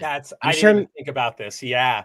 I'm sure Mr. Brovort is very uncomfortable with the amount of jiggling happening in the preview images, a preview video rather, of the Marvel Rival characters that he's sent almost every day by the people who ask him questions. I'm sure he gets that 10 times a day. He gets that thigh video, that close-up thigh video of Emma Frost. So, dude, I'm sure like when he logs on to, I guess he has a Blue Sky. I don't know if he has a Twitter, but like the For You page is probably still Emma Thigh. And he's like, no, I want to go away. I don't want to see this. Stop doing that. You know, and that's what it's eventually going to break them. They have to go through with it because Disney's going to come down on it. Well, wait, do you mean Marvel Rivals is going to have to break or Marvel Comics is going to have to break? Marvel Comics, because Marvel Rivals makes money. Marvel Comics yeah. trying, you know. No, I think you're completely on point. You're completely on target. It is a sour grapes thing. Like I was saying, just sour grapes in general to success of Marvel Rivals, but that point made me realize like it's not just, Marvel Rivals is more successful. It's that Marvel Rivals is like doing everything we adamantly like put our foot down and saying like we're dying on this hill, and they're doing it and it's paying off. Because, like Cider said, with the sexy costumes, we spent the last 10 years going, you can't show any butt, you can't show any boob. And then this game explodes and everybody loves it because you can get a little cheeky shot of Emma Frost or Sue Storm, or even for the ladies out there, they just caked up like all the guys. So like there's fun to be had for all. Come on down. And yeah, they don't want to go, oh man, sexy costumes do sell. Okay, we have to give up. And then, the other, just to sort of give the supporting evidence, even though it's not rival specific, Ultimate Spider-Man. In the new Ultimate Spider-Man, as we all know, the whole thing is that Peter is married, he has kids. It is sort of what we've all been asking for ever since they did One More Day. And as you guys know, Brevoort and everybody at Marvel constantly just goes, nope. We decided what we're doing with Spider-Man, where he's never growing up. This is what the readers want. We know what the readers want. They want him young. And so Ultimate Spider-Man does amazing, literally manga level numbers. There were like 2 months on the sales charts where, so this is so dumb, but the way American or the Western market does their sales charts is there's one chart for general graphic novels, and then there's like adult graphic novels, right? And adult graphic novels are unfortunately that encompasses just your general Marvel, DC stuff, because that's more of older readers are going for that, or teenagers. And then, general graphic novels is where you get your manga, your art books, all of that sort of stuff.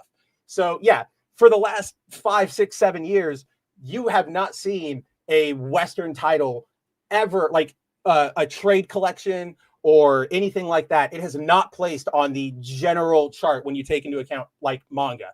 There have been some times when a very special release of a Western thing comes out. There was a Jim Lee art book thing. There was a special edition of Saga Volume 1. Those sometimes place, but again, very, very big standout releases, very special, very, very advertised, if you will. So yeah, 2 months last year, I forget which ones they were, Ultimate Spider-Man placed with manga. It was the only one to do it in a long time. And even though it's so successful, Brevoort still to this day goes, no, that we don't think that means anything. No, that's just a weird outlier. Okay, yeah, everybody likes that. That doesn't mean that's what they want over here. And it's just like, it's okay, everybody, to go, that didn't work out for me. Like, oh, well, I'm going to take my L. I'm going to move on. I think at this point, it just a drip of humility from anybody would go so far. And this is unfortunate, right? Like, it would unfortunately go so far in changing a creator's like perception to us. You know what I mean? Like, maybe this is too extreme of an example, but like if Joe Russo came out like tomorrow and was like, okay, look, we've been hyping for Doomsday, but you guys are right. We have a lot writing here. We've really got to deliver. We know the MCU is kind of bad. I would go in that moment. I'd go, all right. You get a lot of credit in my book. And I guarantee you for the next 2 or 3 01s, every like Jacob and Cider and Nerdigans would like be rolling their eyes at me because we'd be making fun of Marvel, and I would go, but at least Joe Russo's like kind of a cool guy, right? And they'd all go, oh, you fell for it. But that's where we're at, is that we will fall for that, because this is the attitude we get otherwise. We're telling you we want this, and you're going, no, you don't. Like, just straight up, no, you don't. And it's all right, sure, we don't. So you won't get our money, I guess. Well, and then, of course, on the other side of this picture, you have Bungie's Marathon, which has notoriously not performed well. A lot of people are complaining about the visual aesthetic of it, on top of just how kind of numb things are. Shroud mentioned that it was just one of those games, you know, it wasn't. And when Shroud says that, you can kind of guarantee that he's not excited. So, like, I've been seeing, you've made this comparison, and I saw you get a lot of flack for it, but I think you're completely on point, and I think people are sort of missing it. You've been comparing this to Concord. A lot of people have been comparing this to Concord. And yes, you know, like Cider and a bunch of people have made like the cheeky hyperbolic jokes of like, look, the designs are so the same, which like they're both ugly, but they're obviously ugly in different ways.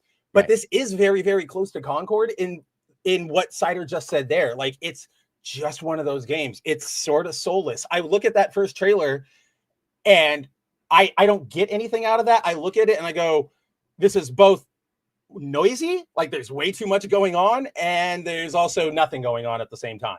And like, this game is going to be a disaster. I can't. And they're charging for it just like Concord, right? They're charging $70 for 3 maps for less of an experience than Concord. Actually, yeah. Okay, so just want to explain that part. But Richard brings up the lore from Marathon got him invested in it. I know. Sadly, the cinematic trailer has little to do with the actual game, and I think that's the biggest fault in this. Is a lot of people would probably forgive how strange this is compared to how they understand Marathon visually before, if the lore supported it.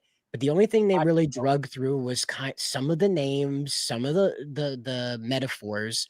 But largely, it was just the corporations have godlike technology now, and they're just going to kill each other forever. And that was the only thing that they pulled through from that entire lore. That's all they got. And like the old lore, it was like, yeah, the corporations were all fighting, you know, when they launched the ships from Earth and everything, but they weren't doing like, you know, I'm literally going to go to war and hire a guy with a gun to shoot your guy with a gun, right? It was all tradecraft and espionage and AI. So like to Richard's point, I'm right there with you, my man. So Cider and I talked about this a couple shows ago. Like, we both like the original Cider lore, the original Marathon lore. Not yet. No. Well, there is some Cider lore, and I'm a fan of what we have so far, but it's not fleshed out. But the old Marathon stuff, you know, we really dug that. In general, we're both lore nerds. On my end, when I was writing, you know, there was a week or two ago where there was a bunch of Marathon news happening. And at one point I was writing one story, and to give just sort of a background, I went and I looked up, what have you released about it? And Bungie is doing I still see that spark of old Bungie, right? Because I started looking into it, and all of the lore is super weird. It's super complicated. It's super like esoteric in the old Halo AI way. It's great. It feels like the old Marathon. But then I see what they've done, sort of like what Cider said. That's sort of like ancillary stuff. The things that they've actually like taken and put and presented in the game are it honestly, Cider, it makes me feel like it's a member berry move, right? Or okay, here's how I best equate it.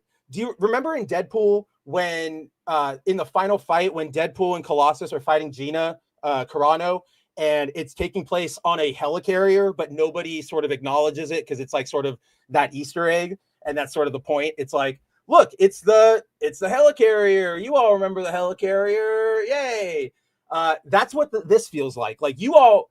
So for those of you who don't know, just a general overview, in the old Marathon games, the first 3, the lore was basically the Marathon is a giant colony ship, and it is going out to find new places to colonize in our in our local star system. So just like our solar system. And all the games take place there, and you encounter aliens and you fight AI. It's blah, blah, blah, blah, blah, blah, blah. Here, the Marathon has made it to a planet, but it crashed. So now all everybody does all day is fight over resources. And it just is like, that's not Marathon. That is Mad Max. And you made the final fight of Mad Max take place at the helicarrier.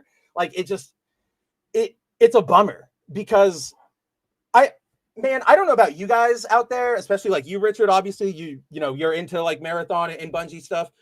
When they freed themselves from Halo and Microsoft, I was pretty excited. I was like, cool. No longer are they like contractually obligated to do anything. Halo reached, Halo 3, it's all done. Perfect. We don't have to worry about that anymore. Then they went and they made Destiny. And I went, okay, extraction looter shooter, whatever, fine. Then they made Destiny 2. Extraction looter shooter, it's the exact same thing, just with some technical and visual upgrades. Okay. Then they go, we're back, baby. Marathon. Extraction looter shooter. It's everybody likes to complain about how hard Sega fell off with Sonic, but I don't think we really need to talk about Bungie. Sure. King of the world for a bit there.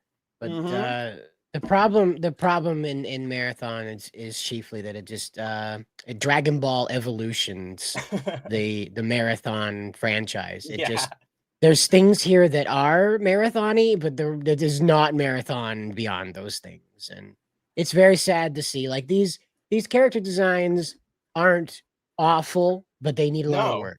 They need a lot of work. They fit the idea of Marathon's transhumanism that it talks about a lot. But the problem is they divorce themselves from what Marathon presented as that transhumanism, which was quite literally item by item replacing human body parts. Okay. Here we have completely synthetic bodies with Marilyn Manson wearing a plastic diaper in space. And it's a bit much. And that's my biggest problem is that like the person with the easy bake head is kind of close to what I would expect a Marathon augmented warrior human to look like, but maybe not with the mouth.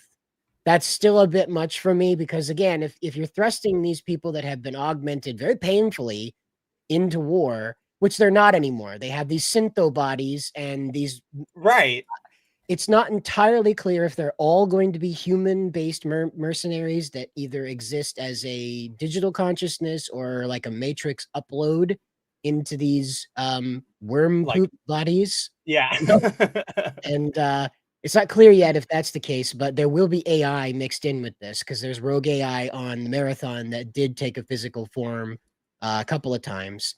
And so that'll definitely be a big problem. They also met pirates in space. And that was a big problem is that the Marathon met another satellite, met another asteroid ship, and that went very poorly. And this is something that kind of glazes over that, mentions that happens, mentions that that's a faction, but I can't tell any of them being influenced by one another. That's the problem, is that like these people have been on a colony ship for the better part of 400 years, 200 years, something like that. One of the two. And they've been on there long enough where they've gone nuts. Okay. And anybody that's made it to the surface that has their consciousness from Earth is turbo nuts.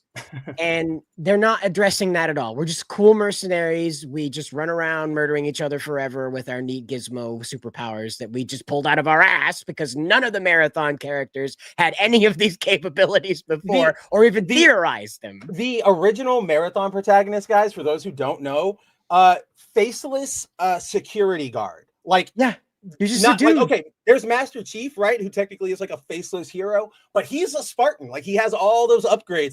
He's built to do the thing you do. Right. Literally, the Marathon dude is just like the dude who showed up for work that day and went, oh, crap. Oh, yeah. Almost like Gordon Freeman, but again, like, no, he's just a guy, not even like a degree, just hanging out. You know, and Ravul asked, what's the budget? And I'm going to say that it's north of 200 million. Do I think they made it to 400? It's easy to burn through that money, but I just don't see it. Concord went way out with all their media generation. You remember? They went way out with all those movies, all those cinematics, all that campaign stuff. Yeah. And Bungie's like cutting it off with, nah, this is Fortnite, bro. The lore you make up is what you run into on the map and you make up with your friends in voice chat. Pay us $80, leave us alone. So no, buy like, your skins. So I oh, dude, like week 1, this is already like, it already has such bad press. When it releases week 1, they're going to be like, guess what? Master Chief skin pack for Marathon. Get it now. And Master Chief comes to the Marathon. Yeah. That's exactly 100% Fortnite style. But so I agree with Ravul, to your point. I agree with Cider. I don't think, or easily over 200. Don't think we've gotten to 400 yet because it's really easy to burn there, but it also is kind of hard to also get that high. Like, think $100,000 is a lot of money, guys. Like, that is a lot. Here's where I speculate it could happen, though, and it actually is very much in that same Concord line. There's so much bad response to this, right? Like, nobody's really liking it. You and I talked about this. They did the same thing they did for Concord, where they went, we're actually going, there was an NDA on the alpha and the beta. We're going to take that off and everybody can talk about it as freely as they want. And when Concord did it, everybody went, yeah, this sucks. When Marathon did it, everybody went, it's whatever. Considering this is Bungie, considering this is, Sony just bought them and they need something from them. And it's still all the same stupid people are still in charge there, guys, right? Like, let's not forget that. While Firewalk and all the devs may have been laid off and don't have a job anymore, all those executives who said, this looks amazing, they're still there. They're all hanging out. They're all driving their Lamborghinis or whatever. So I could definitely see Sony going, oh, take it back to the drawing board, throw more, just repeating Concord, take it back to the drawing board, throw more money at it, more money, and hope for the best, right? They're just going to keep polishing a turd. And no matter how much you polish a turd, it's still going to be a turd. I don't have any real hope for this game. Like, when I watched this trailer, it was the same feeling I got when I watched Zack Snyder's Justice League, which is like, it's just visual nonsense. I technically recognize what's happening on the screen, like person moving, person aiming gun, but there's so much vying for my attention that I just sort of go, all right, let me know when we get to a scene where one person is talking directly to the camera and maybe I can pay attention. So it's not out of the question is what I'm saying. And this is, we're just going to see this kind of strange rollout happen as the American entertainment industry's arc away from the DEI incentives as the government's turning off the government funding for that anyway. We don't know about BlackRock. They have said that they're going to change their tune, but who knows? And then Vanguard and State Street are also influences on that. So slowly it'll arc back toward, I don't even know what would be kind of qualifying. I would guess like Iraq, Afghanistan, war in space, I guess would be kind of the back to normal for Bungie. I can't really, I mean, to me, this isn't even a DEI, like this isn't a culture war thing. This is just you're cooked. Like this isn't, to me, I don't look at this and go, oh, there's a sweet baby thing here, or there's DEI, right? Like, I don't see that. I just see somebody who go like, you guys are 900 years late to a trend that nobody really likes anyway, and you came out with just the ugliest art style to do it in. What they sort of like made the soup out of every, like they made every wrong ingredient choice. Like, we're going to coast off of the goodwill of an old IP. We're just going to, change its identity. We're going to really zoomer up its visuals. We're going to change its entire core gameplay.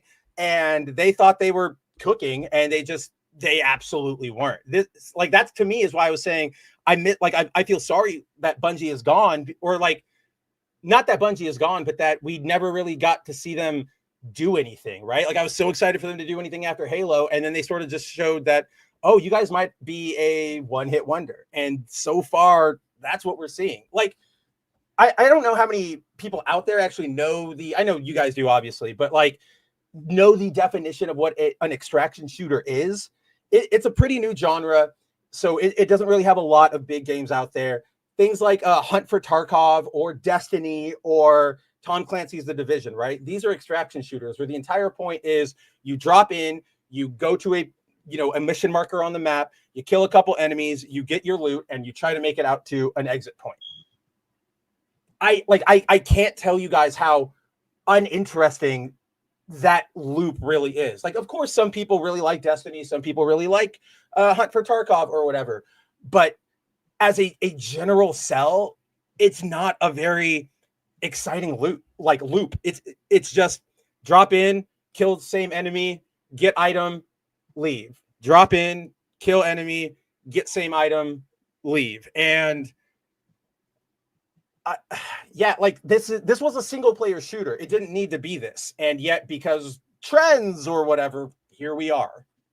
And it's going to shut. Like, if this doesn't get canceled outright, it's like maybe not 2 weeks, but it's going to die very, very, very, very fast. Well, now I gotta wonder, was Sony the one that pushed Bungie to do this? So we don't know. There's been obviously no dev talks or whatever, but I have to believe it was them, right? Like, or how do I put this? Because you said it was intended to be a single player shooter. No. Let me recorrect that. I probably misspoke. The original Marathon games, like the first 3, like the ones from back in the 90s, those were regular like first person shooters. This one, as far as we've known it, like ever since we've heard about it as the public, it's always been an extraction shooter.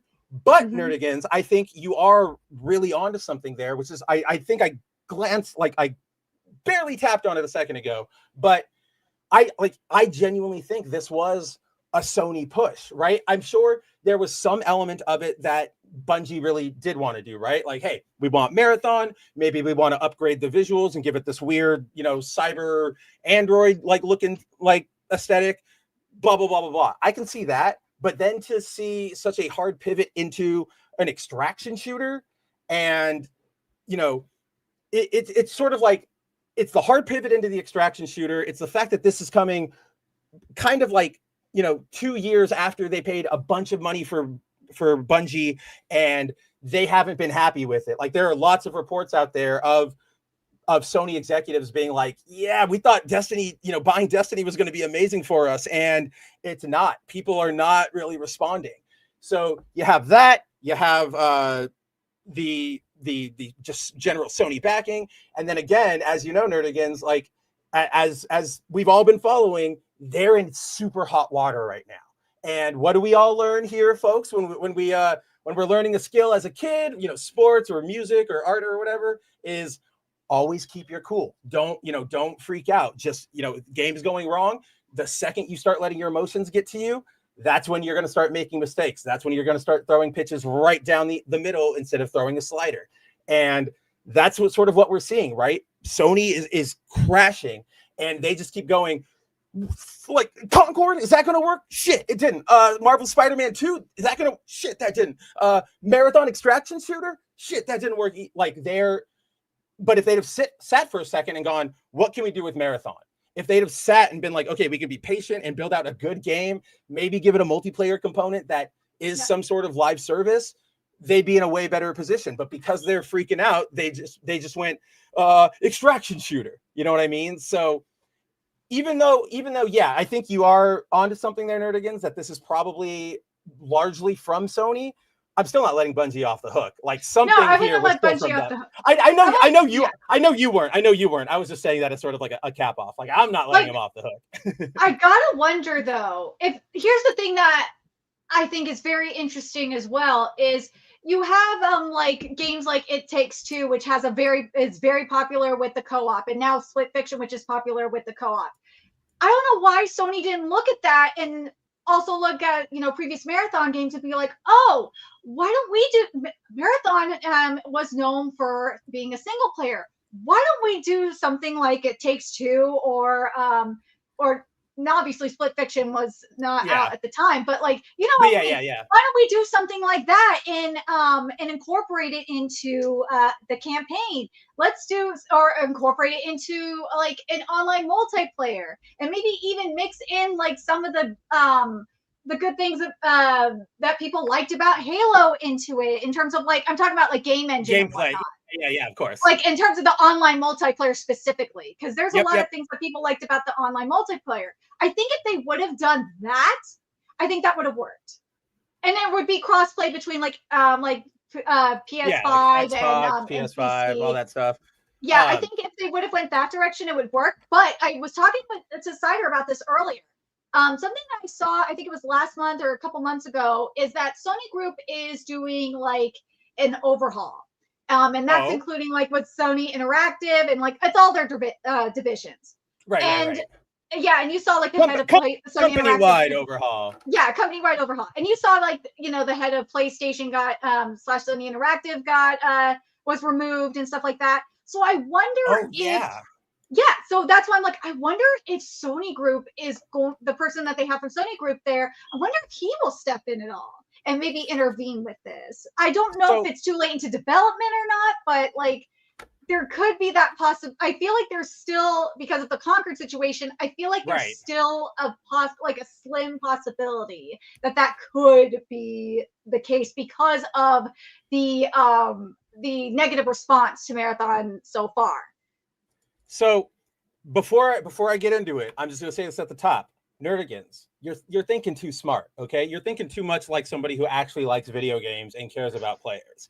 So you are completely on point, right? In an ideal world, or even as we would all imagine, if we were going to sit down, let's just say, magically, everybody here in the chat, you, me, Cider, we all wake up tomorrow and we have just all the resources and skills we need to make a video game. Like whatever it's going to be, it's just we completely wake up and it's magic. We would go, all right, let's think about what players want. They want couch co-op, they want this, and obviously as we develop and we get more of a clear vision, some things will probably have to go, right? Somebody in that initial development meeting says, hey, I want completely flyable spaceships at every level of this game, and we go cool, and then maybe we just get to a point where we go, you know what, it's just going to make the game crappy, like we don't want to do that. That's how we would all imagine game development goes. Unfortunately, as we know, this is, especially Cider, he's been on this ever since, especially not ever since, but especially with the Ubisoft stuff. These companies don't really care about giving us a good experience, right? So like maybe Bungie does, but that Sony exec, that Sony overreach is going to go, well, how the hell can I monetize this?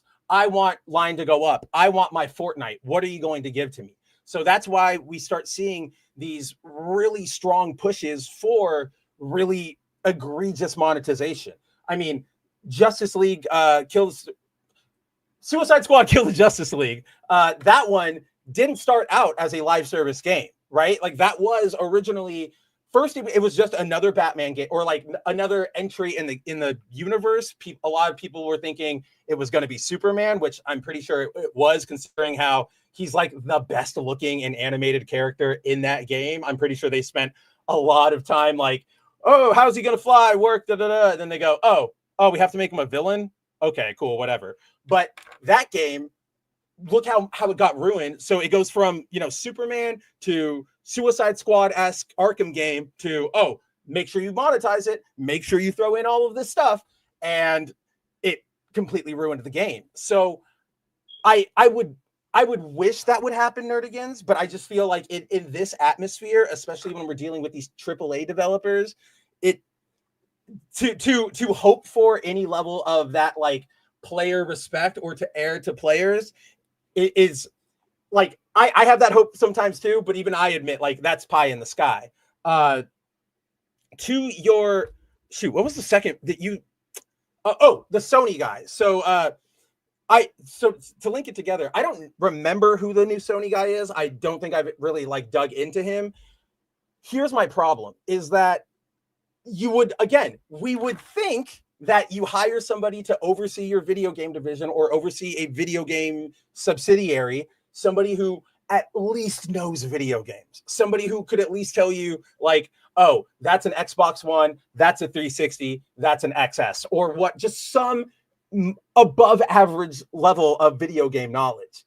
But as we've seen from, specific, we've seen it a lot in a lot of industries, but specifically the one I'm going to bring up is Warner Brothers. We saw this over at Warner Brothers. The guy who was in charge of their gaming division of WB Games, he didn't know jack shit about video games. He was a Hollywood guy. He had managed like Showtime before. So he comes over, he doesn't know what video games are. He doesn't know what players want. He knows that he's been given a job of, you make this profitable for us by X amount. So that's where they're jumping off of, right? So like, it's just not, that's sort of, I know Cider and I hammer on this a lot.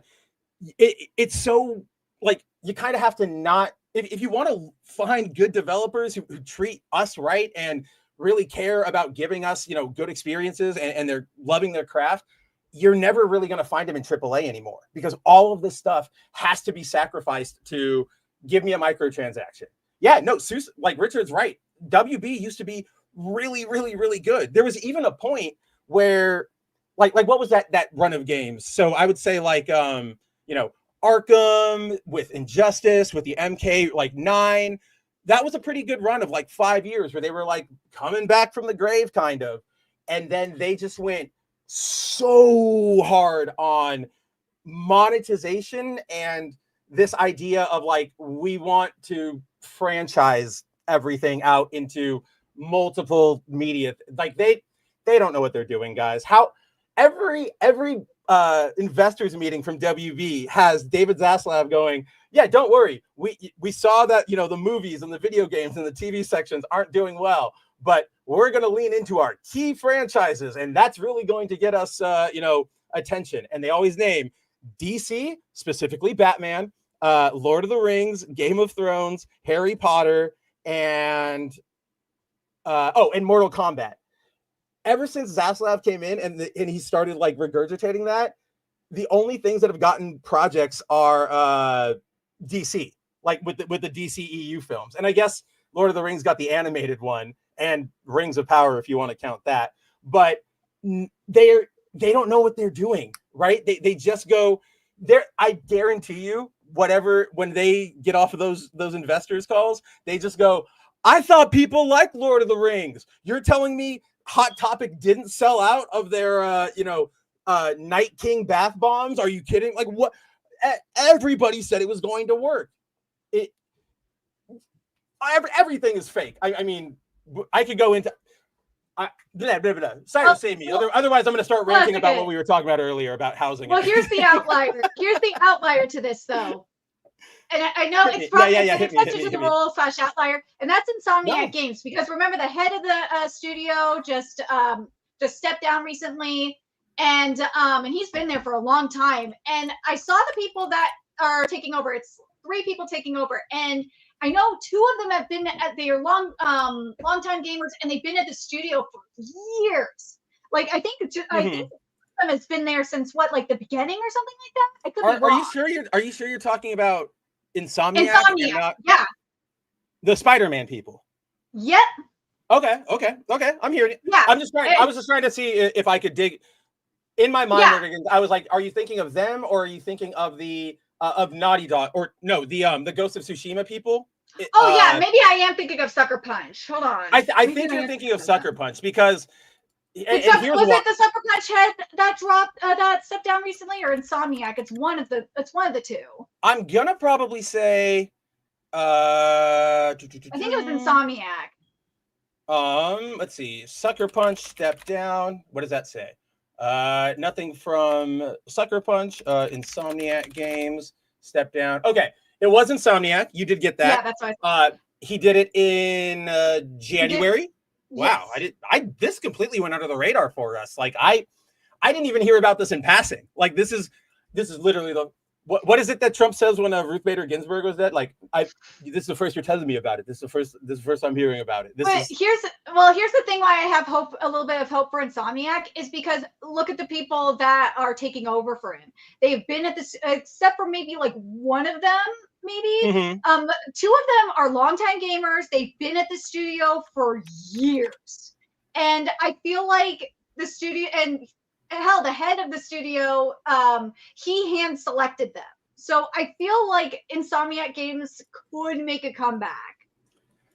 So it's a possibility, but I definitely, I definitely see where the optimism is coming from, right? Like, yeah, we get a big staffing shakeup. At least, you know, his handpicked successors are the ones taking over. Admittedly, yes, factually, it does open up the possibility for Insomniac to go, all right, let's turn this ship around. Let's stop making crap. You know, let's bring Peter back and make him Spider-Man. The problem is, I'm sure Cider is here with me. Like, how deeply baked was all that crap, right? Because like, if all that stuff was made under his watch, and these people were there and saying like, yeah, this is great, that gives me sort of less hope going forward. Again, admittedly, to a fault, I am willing to, see what they bring me, and I, will be fair. But I hear Insomniac Games, and I just hear you guys are like, it'll take a miracle. I'm not saying it can't happen. Like we've seen in genuinely insane sort of storytelling recovery, like quality recovery, even if maybe the core person hasn't really changed their ideologies. They stop letting it like influence their work. They stop, crying and they make real work. One of the highlights I will give is right now, and I can't believe I've been saying this for the past few months, but Uncanny X-Men right now is exception. Like it's very, very good. And it's being written by Gail Simone. And I still can't believe that I say that sentence on a regular basis. So it's possible. I just, especially like the more corporate we get, Nerdigans, right? The more I fear that it wouldn't happen, right? Like, for example, who was it? Oh, Kodansha, when they got, or Katakawa, whoever got bought by Sony earlier this year.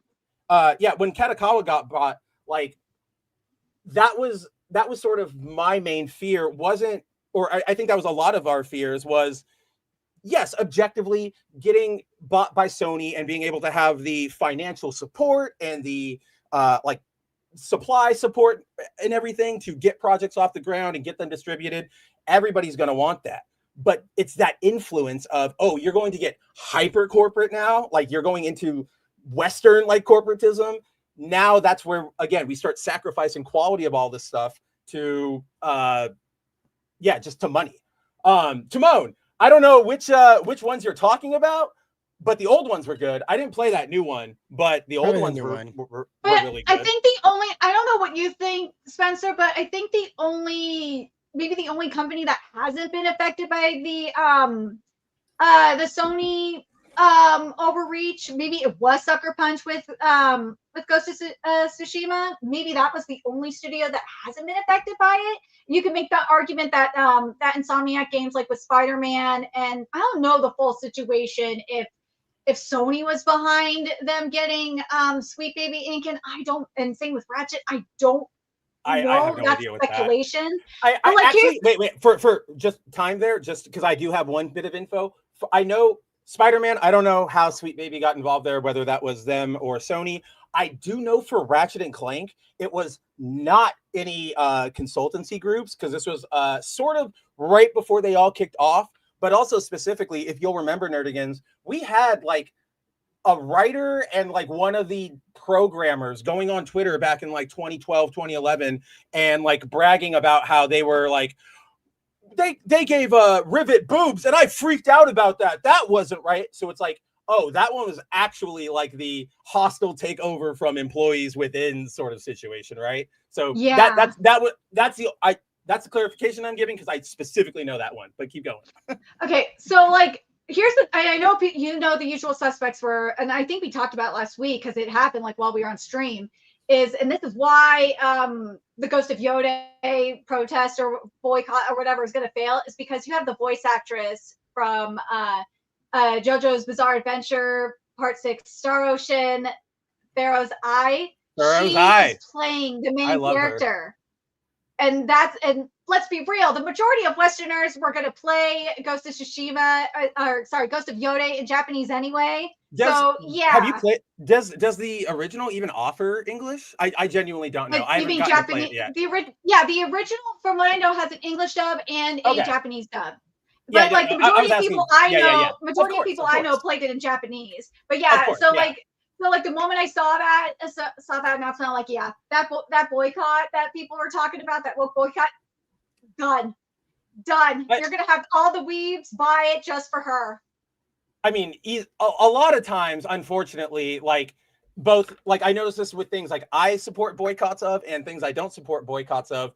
Most people don't really hold themselves to that, right? Like they'll say, I'm not going to do it. I'm not going to buy it. Very rarely do I see anybody like stick to their guns, right? Like it's an unfortunate reality of where we are. But with Ghost, like I think with Ghost of Yote, I think they kind of did just like such a good job with Tsushima. They kind of just let them be. But then you get over with like Spider-Man and all that stuff. And those are big IP games. We really need to push everything there because we know people are going to watch that, right? I bet you they thought nobody was going to play Ghost of Tsushima. They looked at that and went, I don't think anybody cares about that. Yeah. And then it turned out to be the best one. Hey, it's like Disney with the Pocahontas situation, because remember there was two movies being made at the time. It was Pocahontas. I can't remember the other one at the time. Like the animated one? Yeah, and Disney put all their money. They were trying to put all their money in Pocahontas, and I think it was Lion King and Pocahontas. I can't remember, but yeah, but yeah, the other one did better. I just can't remember what it was off the top of my head. It was if it's like those two Disney movies, it was probably like they thought Pocahontas would do better than Aladdin. I think that's what it was. Blew up. Or not Aladdin. It wasn't Aladdin because Aladdin was 92. Yeah, all of those old Disney films, like at least like the 90s eras ones, they all run together for me, right? Like it's all sort of like you all released in 1997, right? Right alongside Power Rangers the movie. And the first X-Men, like you were all in theaters at the same time. That's where my collection of time is. I'm gonna double check and see what it is. I think it was Hunchback of Notre Dame. I love that movie. I love it too. It's one of the best movies. It makes God canon in Kingdom Hearts because you go to Hunchback World and you fight Frollo and he keeps talking about the wrath of God. Sora, repent. Sora, repent and stop getting on ski lifts drunk. He turns into a mermaid. That's really weird that happens. Huh. Donald turns into a so the Atlantis ones don't freak me out as much as when you go to the Lion King world and everybody turns into like Donald becomes like a Zazu type bird. Goofy becomes a turtle, and Sora becomes like a lion cub. And that one just feels weirder to me because nobody acknowledges that they've transformed. Where it's like, being a mermaid's weird, but at least I still have like my human half, and that's a little more natural. If I went and became a lion, I would say something. I would say help. So. Out there on the internet today, I ran across the latest Overwatch collaboration that's going to depress you. Very much so. Zero system activated. Oh, I didn't watch this trailer yet. That was cool. Was that like that wasn't a Gunpla? Was that like a claymation thing? I don't know. That was cool. No, that was a 3D reskin of Mercy. That's Mercy. Wow, that's a really good skin then. That's the skin you get. As a former Overwatch player, that's genuinely bonkers. Long story short, we'll keep watching. I didn't have a lot of hope for this, even though I love like Gundam, because I'm like, the skins they make aren't normally that good, and that actually took me by surprise right there. So kudos, Yeah, I don't have a complaint about Bungie. the designs. I just have about their choice of who got what. Yes. That bothers me. So Oh yeah, I double checked. It was Lion King, by the way. It was Lion King. Lion King and Pocahontas. Yeah, they put all their best animators onto Pocahontas, because they wanted it to get the Oscar, and then Lion King ended up doing even better. So it goes. Even with Sex in the Clouds. But so as you can see here, Mercy is 0, and we'll move on.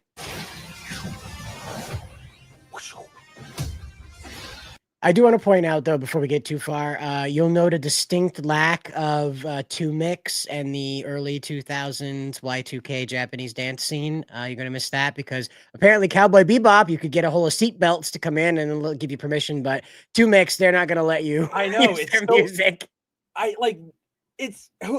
Are you guys honestly still making money off? It's not even, they don't even sell like DVDs of it right now. Like, I think that's part of the 30th anniversary is they're making a new set, but I'm like, I have to wonder if it was just too weird for them that they didn't know what to do with it because it just was too weird. But then I was like, what? Well, seatbelts isn't weird with Tank, and it's not really a theme song. The seatbelts are like they love playing Tank. Like, I've seen so many videos of them like doing it.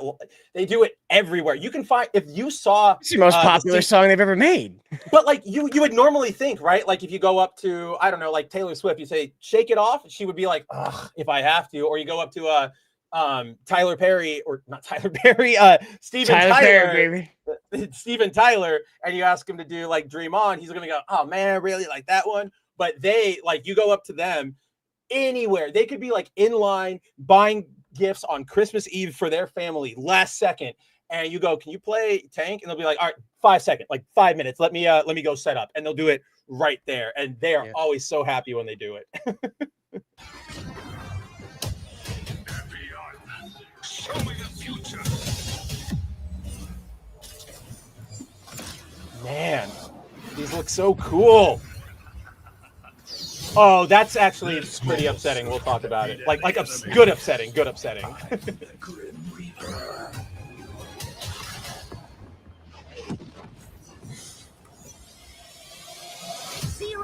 lead me.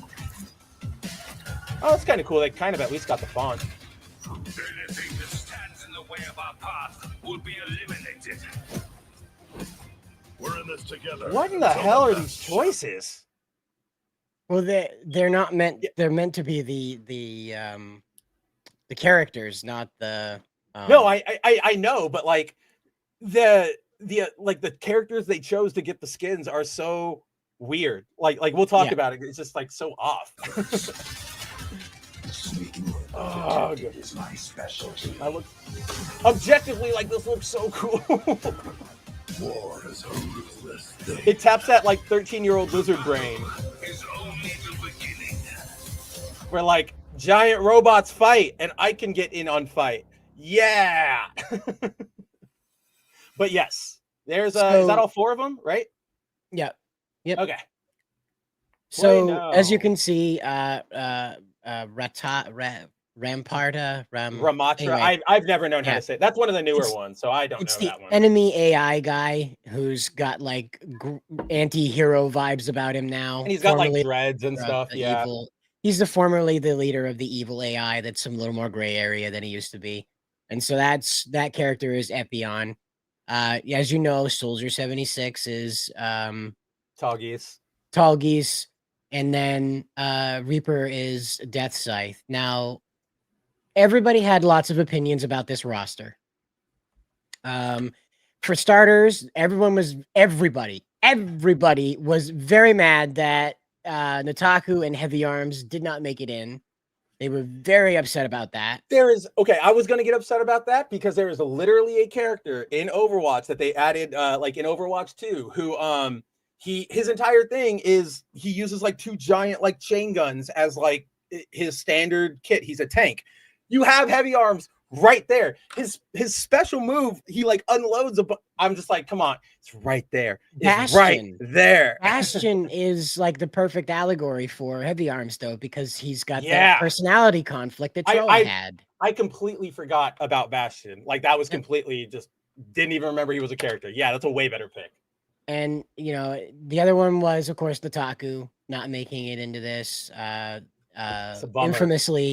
Infamously, Nataku had probably one of the most bizarre. Nobody cares about Sandrock. Nobody cares about Sandrock. Nobody, not a soul. I only care about it because when I was a kid and I got Animal Crossing, they go enter your name, enter how old, or no, they just go, what's your name? What's your like birth month? What's the name of your city? And I go, I don't fucking know. So I did the Kaiser Sose and I was like looking around my room and I went, Sandrock. That sounds like a normal like village name. So all of my Animal Crossings are Sandrock. But aside from that, nobody cares about Sandrock.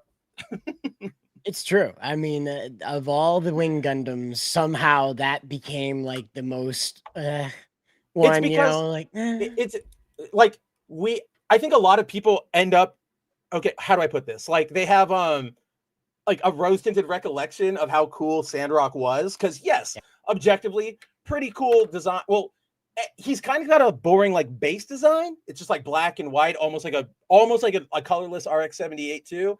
But he's got the scythe swords, right? Or not the scythe, sickles. That's what they are. Like the sickle swords, right? Super cool. And then in the Endless Waltz, he does the dies user thing where he the big cloak. Yeah, the big cloak, exactly. So, and it's a cool scene when he shows up, but it's literally only that scene. Yeah, and he cuts the doors open, and that's the coolest thing that thing does. Yeah, in that entire movie is he cuts the doors open, and that's the coolest thing that thing does. And nobody cares about Sandrock. But this opened up a wider. You thought they struggled to find time for the other like 2 Gundam pilots in Endless Waltz? Buckle up for Doomsday, guys. We're gonna again just gonna be like a 2-hour TikTok of everybody saying like, "Hi, I'm Reed Richards. Hi, I'm Peter Parker." So this opened up a greater discussion about what happened with Gundam Evolution, and how I brought up this one with Spencer. We talked quite a bit about it before the show started. The people who responded this meme over when I posted over on the main account were basically reminding me that there is a Gundam Evolution, and I was like, great, thanks for missing the point, thanks. Yeah. Here's the thing. This is the second Gundam collaboration I can name. It's the third one that I know of. I just can't think of the third one. But Gundam Sunrise Bandai Namco continues to collaborate with hero shooters, shooter-style games to provide unique skins of their most popular properties, most popular Gundams. And yet they will not copy-paste any one of them the way that Marvel Rivals copy-pasted Overwatch. They refuse, and it's hyperbolic. I'm just doing that for the sake of conversation. I mean, not entirely, but yeah. So it's just one of those things where, like, why not just do that? Like, you know what works. You clearly are collaborating with Overwatch because it has a functional ability to animate your franchise. Why just copy paste it? Just copy paste it. And like two-siders point there, guys. Like you guys saw me, off the cuff. I was like, that's an amazing animation for that Wing Gundam. Is that an animatic? And Sider's like, nope, that's the skin. This is genuinely like impressive. They all look really, really good. The thing I was like, oh, I'll get back to that when we were talking, is that they use the cel-shaded like flat explosion like effect. Like instead of giving it all the 3D rendering or whatever, it's like the anime explosion. And that looks really cool. That goes back to what we've been talking about these past few weeks about we got to go back to stylization over trying to make everything super realistic.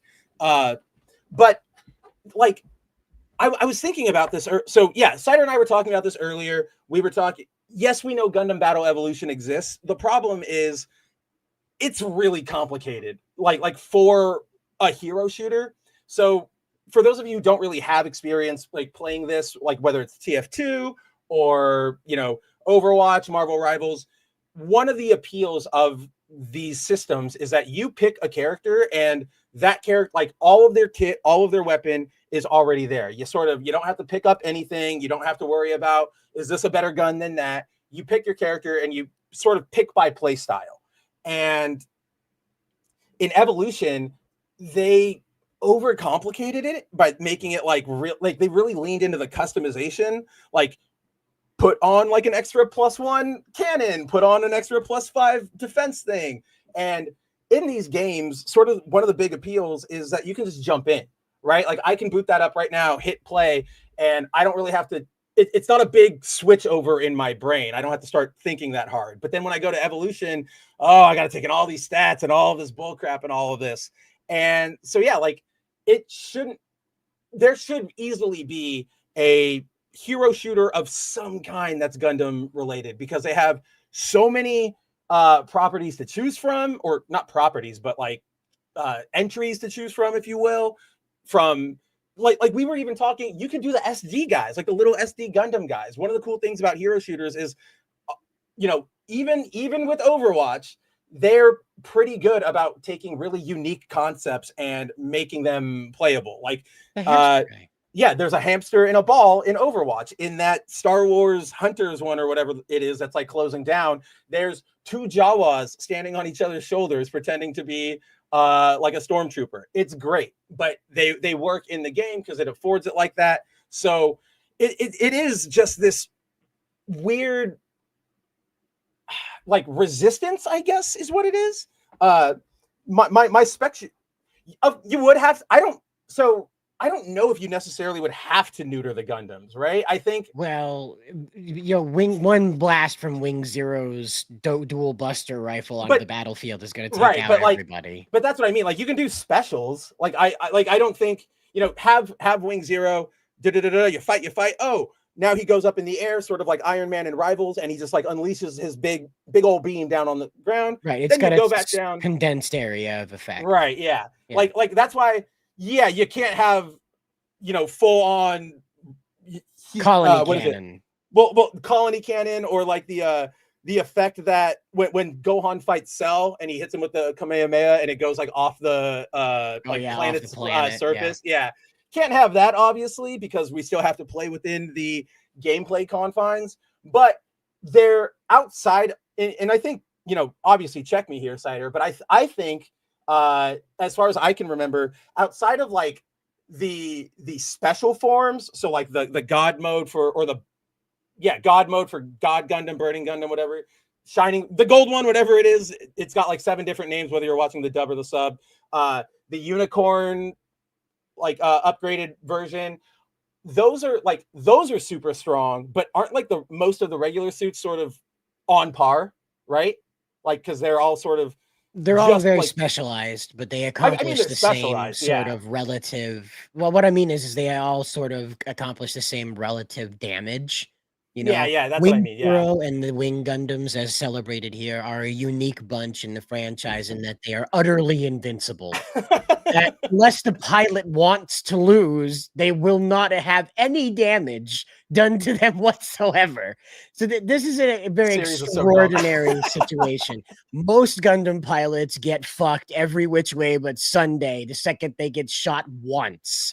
So the only advantage of the Gundam is that it can deliver more punishment, as so long as it's not shot in the dick before it gets it off, you know? That's really, you know, so arguably, yes, they are pretty much the same. F91's smaller than most of the Gundams, but that's because it moves really fast, and that was the excuse. You know? Have you ever played, so back, I again, I'll wrap this back into Bandai Namco's like what the fuckness, but they used to make a series called Dynasty Warriors Gundam. Did you ever play any of those, Cider? Yes. Yep. Yep. In 3, I think it was the last one that the real voice of Zex Marquise was alive to do. That was the last one. But I laughed so hard because in 3 they actually add Domon Kashu's Burning Gundam, but I don't know. I never really thought about it. They keep all the Gundams like relative size, so you have like the RX-78 standing up, and then the God Gundam, Burning Gundam, is like under its knees. Yeah, and it's like, oh, that's right. Like they're not technically like mobiles; they are kind of just like armor in G Gundam, right? Like you totally forget. And the sizes are always freaky too. Mm-hmm. But like the real Gundams are like skyscrapers. Well, that's just it. Is that like Gundam is massively inconsistent about this stuff? Yeah, because they really are of what it's trying to accomplish. For instance, one point Domon Kashu is standing on the shoulder of God Gundam, and he is relative to the cockpit, as he should be. However, if you are Amuro has similarly done the same thing, and he is relative to the cockpit. But when these two units are beside each other, Domon Kashu is 4 feet tall. You know, it doesn't track. And that's the problem with the Gundam stats, is that at some point the information got skewed, and they just have decided not to come back and be like, yes, God Gundam's the same size as RX-79. And that maybe they think it's funny because they hate G Gundam, you know what? I was actually going to say, say, I think in this situation, it is the one understandable situation where they're going like, we don't want to go back through that, because the amount of like fan autism we will get back could power like a Dyson sphere, right? Because we're not just talking about power scaling, we're talking about, so take anime like autist cider and combine them with train autists. Like you have not just like power scaling, like, excuse me, the bolt should not be 5 centimeters if the leg is actually 18 centimeters. It's just like that. It is just like that.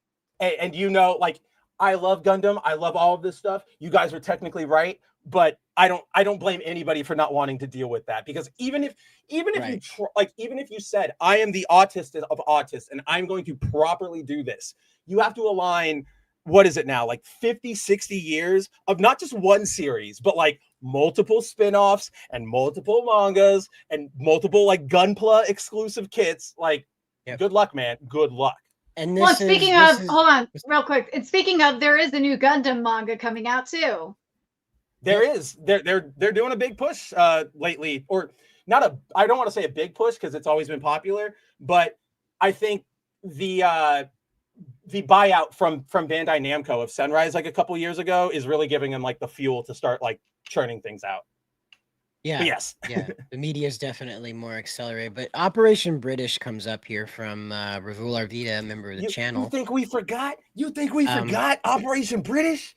So what we thought about this though is that Spencer brought up that in Overwatch 2 there's the push the cart event. And so we thought that would be kind of a clever event like, to lead into a battlefield. Yeah. So you have the Zaku's, and they each have to push on the satellite, the colony, to get it moving, to crash, to create the next battlefield. And they are, they're each taking turns, and they have to run cover to defend against enemy gyms who want to shoot down the Zaku's from completing Operation British, obviously. And so that would be the challenge. And when the colony lands and, of course, creates the big explosion, that's the next battlefield for both teams to face off on, is that fresh, molten Australia that's still exploding and stuff like that after the colony drop. And then the flip, we had the colony cannon being charged by the gyms surrendering like 10% of their HP to charge up the colony cannon as they're facing off Zaku's, who similarly don't want that to fire because it's firing on side 3. And in each scenario, the battlefield becomes chaotic and erratic as it transitions from push the cart into head-to-head battle, where everybody has to dodge parts of whatever thing has been blown up in order to avoid being taken out before the next battle even starts. See, and Gundam. That's again the freedom of hero shooters, I guess, for lack of a better term, allows us to have these really cool like push and pull scenarios. I don't know, like personally, I don't know if I would have them transition into a fight on the ground as much as I would have it be like 2 different modes where you have like, you know, push or stop the colony. And then one of the maps for like multiplayer is just if the colony falls, because what happens if you stop the colony? Then you just don't do the second half of the map. And then if the colony's already fallen, isn't that already like a victory? You got it. You won. But yeah, there's so much you could do here with, you know, space battles, with just, you know, forces and chaos going around. And it's so open for this, I guess. I mean, I guess, how do I put this?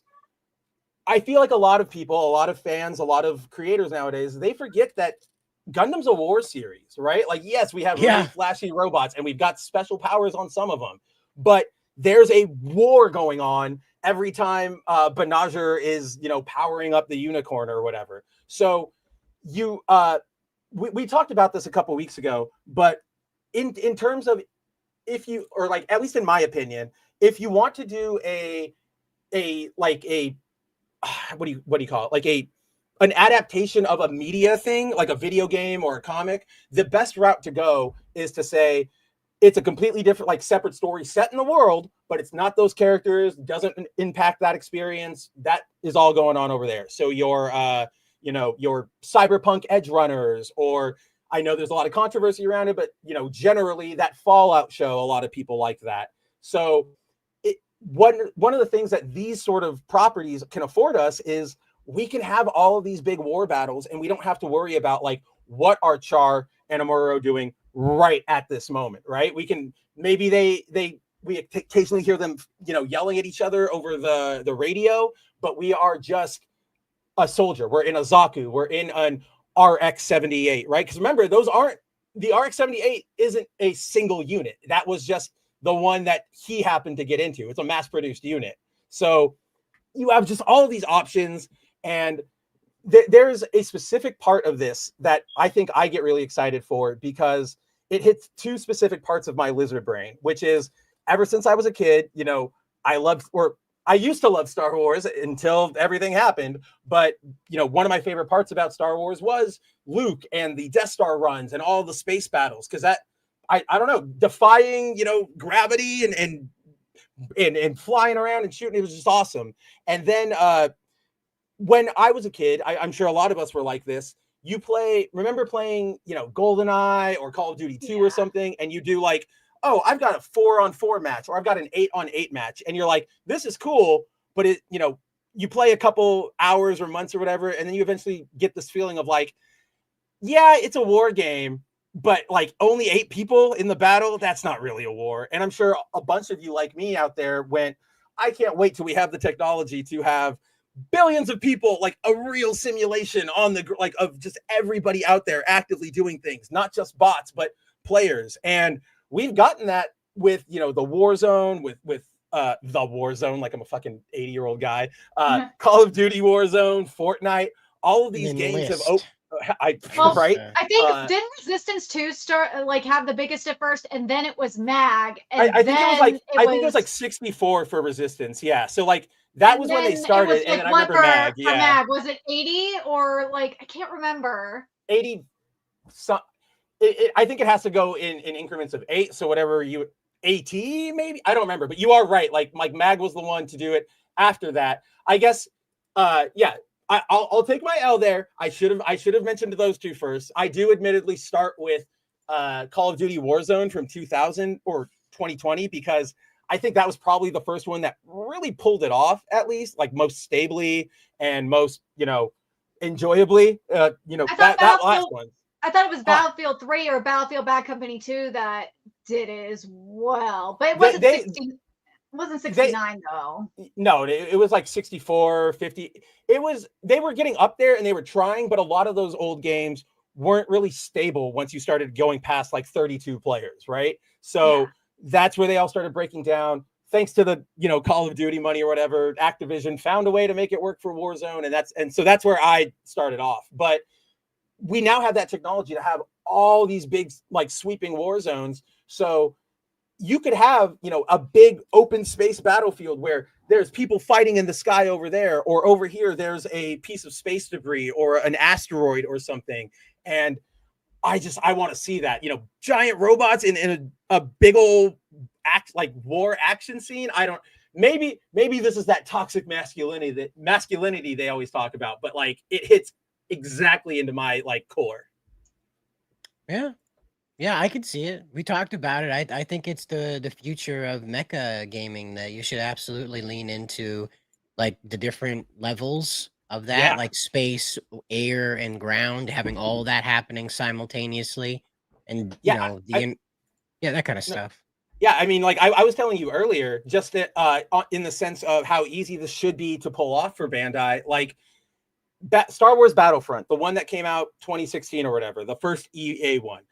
Very bad game, do not get me wrong. But one of the things I always give them credit for is that they actually found a way to, maybe not, I wouldn't say it's the best implementation they could have done, but it was more than serviceable, which is they had a good way of transitioning between like, I'm on the ground as a grunt, oh, I found an X-Wing, I hop in, here's a 2-second thing of me like going out into space, and now I'm in space. Or if it was one of the maps where you were in the atmosphere, you could just take off as you wanted to. There's like all of this mobility, all of this stuff is completely open for Bandai Namco to ape. And honestly, that's kind of what you do in a hero shooter. There's not a lot of innovation you can do in that. So they've kind of got their what do you call it? Their roadmap already established for them. So I was thinking about this earlier because we don't have a Gundam hero shooter, and we also don't have like a good solid. Do you remember Custom Robo-Sider and Nerdigans? Yes. Yep. We don't have a good Gundam Gunpla simulate, kind of like Gundam Build, right? We don't have something like that, which is where I'm like, would that not be exactly up everybody's alley? Would that not sell $1 zillion? Could you not, if you really wanted to, put a bunch of DLC out there and rake the benefits? Well, they did it. They did do it. It was called Gundam Break. And it was literally you are the Gunpla builder, and your Gunpla will fight each other. The biggest problem was that infinite customization thing. It screwed overwhelmed people. It wasn't just that. It's just it overwhelmed the infinite choice option of the system itself, in that it just literally had too many things to choose from. So any number of problems would be based out of that. Not compatible with the model you've attached that chess piece to. Battle, fling, it flies off, and your character's destroyed. So okay, so we've at least gotten that. We've at least gotten something close to that. It just goes back to the point we were making when we started all of this. They are working with Overwatch. They are working with COD. Copy and paste it. It works. It's been around for over a decade. Quite clearly, it works. Just copy and paste it, you dumb bastard. But Bandai Namco barely does like anime RPGs. They're more focused when they do anime games. They're just like fighters. It's the most frustrating thing. It is. This would be a huge esports thing, by the way, guys. Like, just zoom out from like your regular esports stuff, then just kind of pile in what's left there. All of that, screw the Zeeks, screw the Feddies. Now you quite literally have teams that call themselves the Federation. And Char's Boys. And they're going in there reenacting the Battle of Abawaku.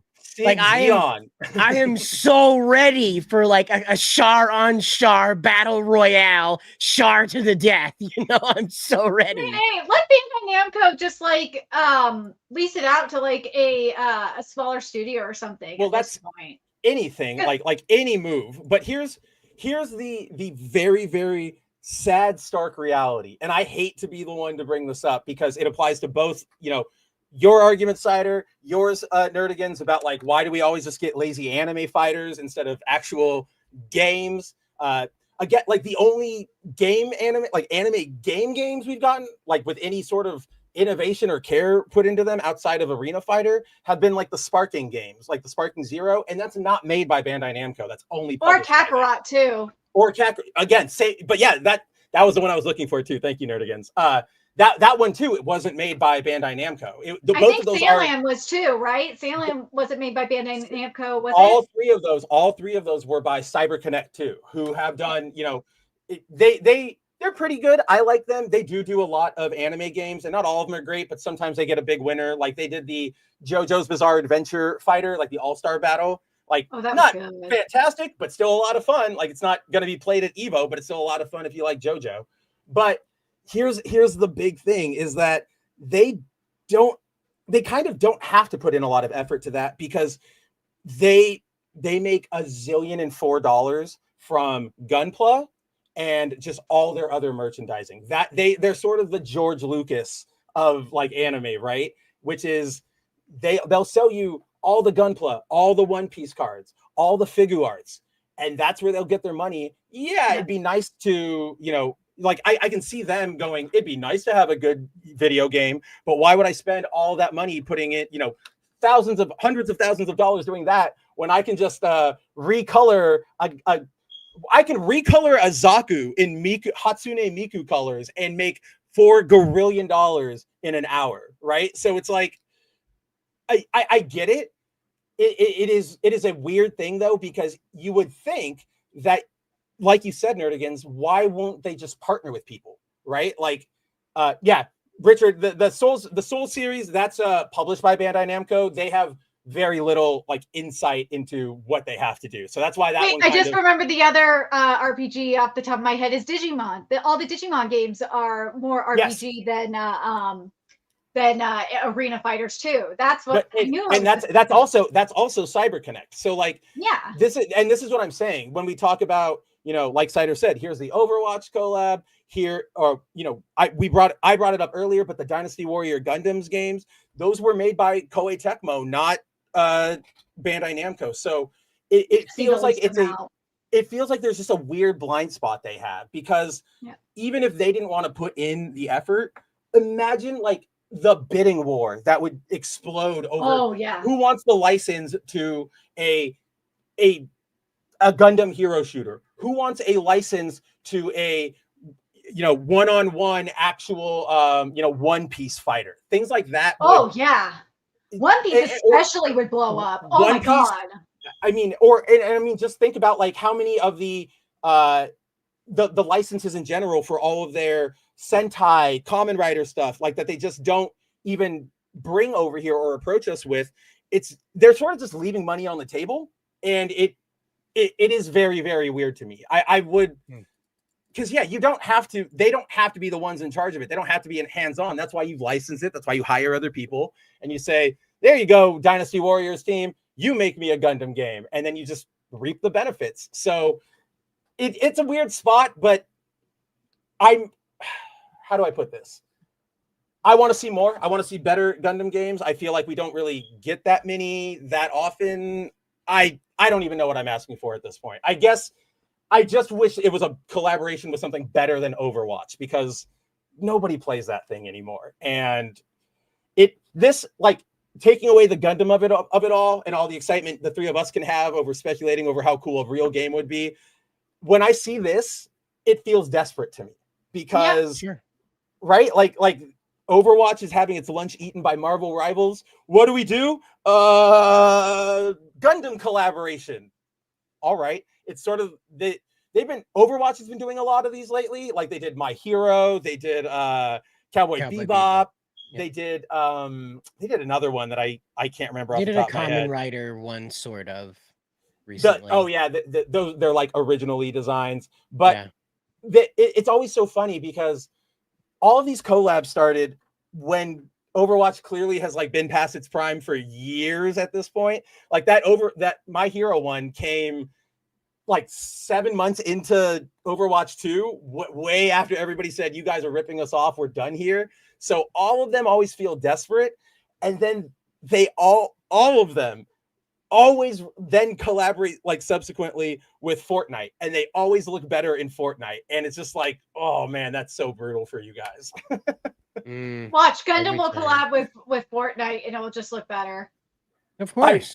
Of course they will. I mean, I see everything is going to be in Fortnite eventually. That's going to be I hate this timeline. It's going, well, I mean, Disney just invest with that. We all remember that like a couple months ago or like late last year, Disney made a huge investment in Epic Games, right? And they were like, we're going to collaborate with them. Huh? $6 billion. $6 billion investment in Epic Games to make a Disney, like at the time, guys. And they said at the time, they were like, we're going to invest to make a Disney digital ecosystem. Didn't explain what that meant. Didn't say like it's a game, it's a media hub, just said ecosystem. Now they're coming out with their first real plan, or like real, the first real result of that collaboration or whatever of that deal. And this Saturday, I guess, is today the last day of April? Yes. Okay. So yes. Friday, we can all go into Fortnite and watch the premiere of something. I guess there's a new show coming out or whatever. Oh, there's a new animated thing, I think, coming out. We can all watch the premiere of it in Fortnite on Friday, 2 days early before everybody else. This is like this is the future, and it does suck, nerdigans. Like, I remember so much. nerdigans, and everybody out there, because I feel like every time I talk about Fortnite, I have to bring this up. There is legitimate, plot-relevant canon information to the Rise of Skywalker that was only ever shown in Fortnite in an event that they've never brought back. They don't host it anywhere. So, you know that opening plot point, everyone, where the dead speak. There's been a transmission, and Poe and everybody, we get that awesome line, the somehow Palpatine has returned. All of that is explained in fucking Fortnite. You hear the message. You hear how he explains how he came back. You hear his plans to launch an attack on the rebellion. None of that is included in the movie, but it's canon, and it doesn't make the movie better, but it makes it at least more sensical. I'm gonna hurt your feeling. Well, I'm not gonna hurt you, man. I'm gonna make you laugh. This is the same game environment where people threw tomatoes at the big screen showing Martin Luther King's "I Have a Dream" speech because it interrupted their gameplay. They do not want to interact with this. They want to murder each other with cartoonish effects. Okay? That to me, is that to me, I've always considered that A, it was fucking hilarious, but B, I've always considered that the perfect example of what we talk about when we don't want politics injected into our games is this is Fortnite. It is a game about shooting my friend in the face with a gun that looks that shoots. And he's not black. He's a banana or whatever. Right? Exactly. None of this has to do with race. So all of a sudden you force not even just there's an MLK mural or whatever. You're going sit down and get a school lesson.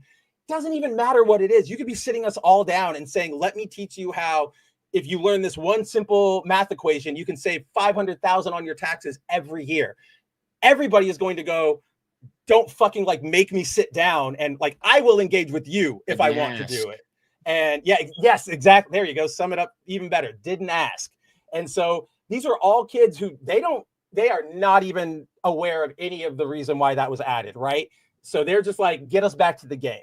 Get me back to fucking Tomato Town. I don't need to deal with this. Long time ago. Well, speaking of the politics stuff, we got to definitely get to Vavra, because I feel so even though Vavra is an asshole, let's be real, he's an asshole and needs PR. He's very tiny. He really does. No, you got to go to the first. Well, you got to go to the first tweet, which is Marshall's tweet. You guys start this off. I got to go pee really bad, so start it off. I'll be right back. Yeah. So basically, it's the first one that I sent you. Okay. Yeah. So basically, there was a recent interview with Daniel Vavra with this Czech reporter, and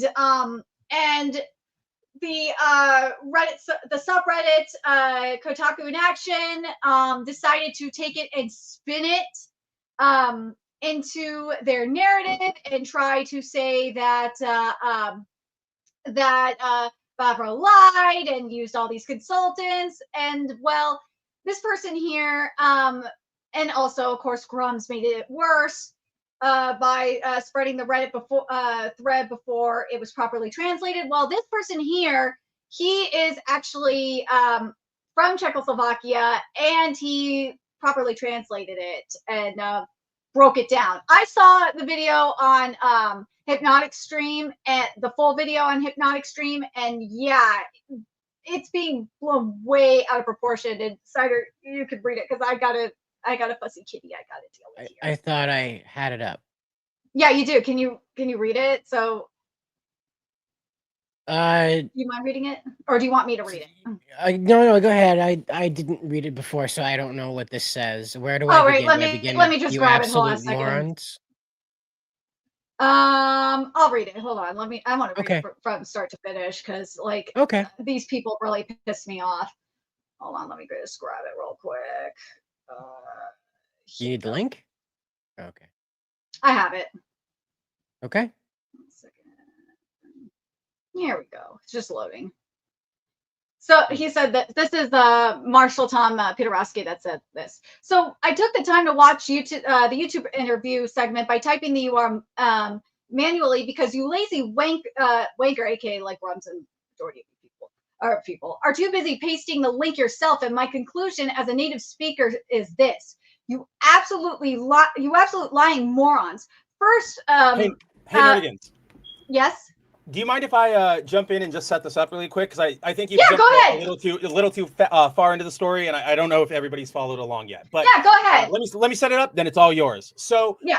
what we're talking about here tonight is probably I don't know if it's big, but it is being discussed a lot in our circles lately. It's being overblown. Let's be real. It is. So a couple days ago, Daniel Vavra, the community or the creative director for Warhorse Studios, the lead director for the Kingdom Come Deliverance games, both 1 and 2, he went on a podcast to talk about, it's a Czechoslovakian podcast hosted by two very prominent like tech reporters over there, and they are asking him sort of just like, tell us about your experience in making Kingdom Come 2. And, they start by talking about like, yeah, we wanted to expand this out. We wanted to do that. We wanted to do this. Sometimes, that ambition fell through, yada, yada. And so after a bit of discussion about the, process of like making the game, they eventually press Vavra on, you've become sort of like a big personality out there in the last 7 years with Kingdom Come 1 and 2. How, like, was there ever a moment where you felt that you were, some action you had taken completely torpedoed the company? And he basically responded with, there were definitely moments where I thought, oh man, I'm going to get canned right here. But ultimately, it didn't really turn out like that.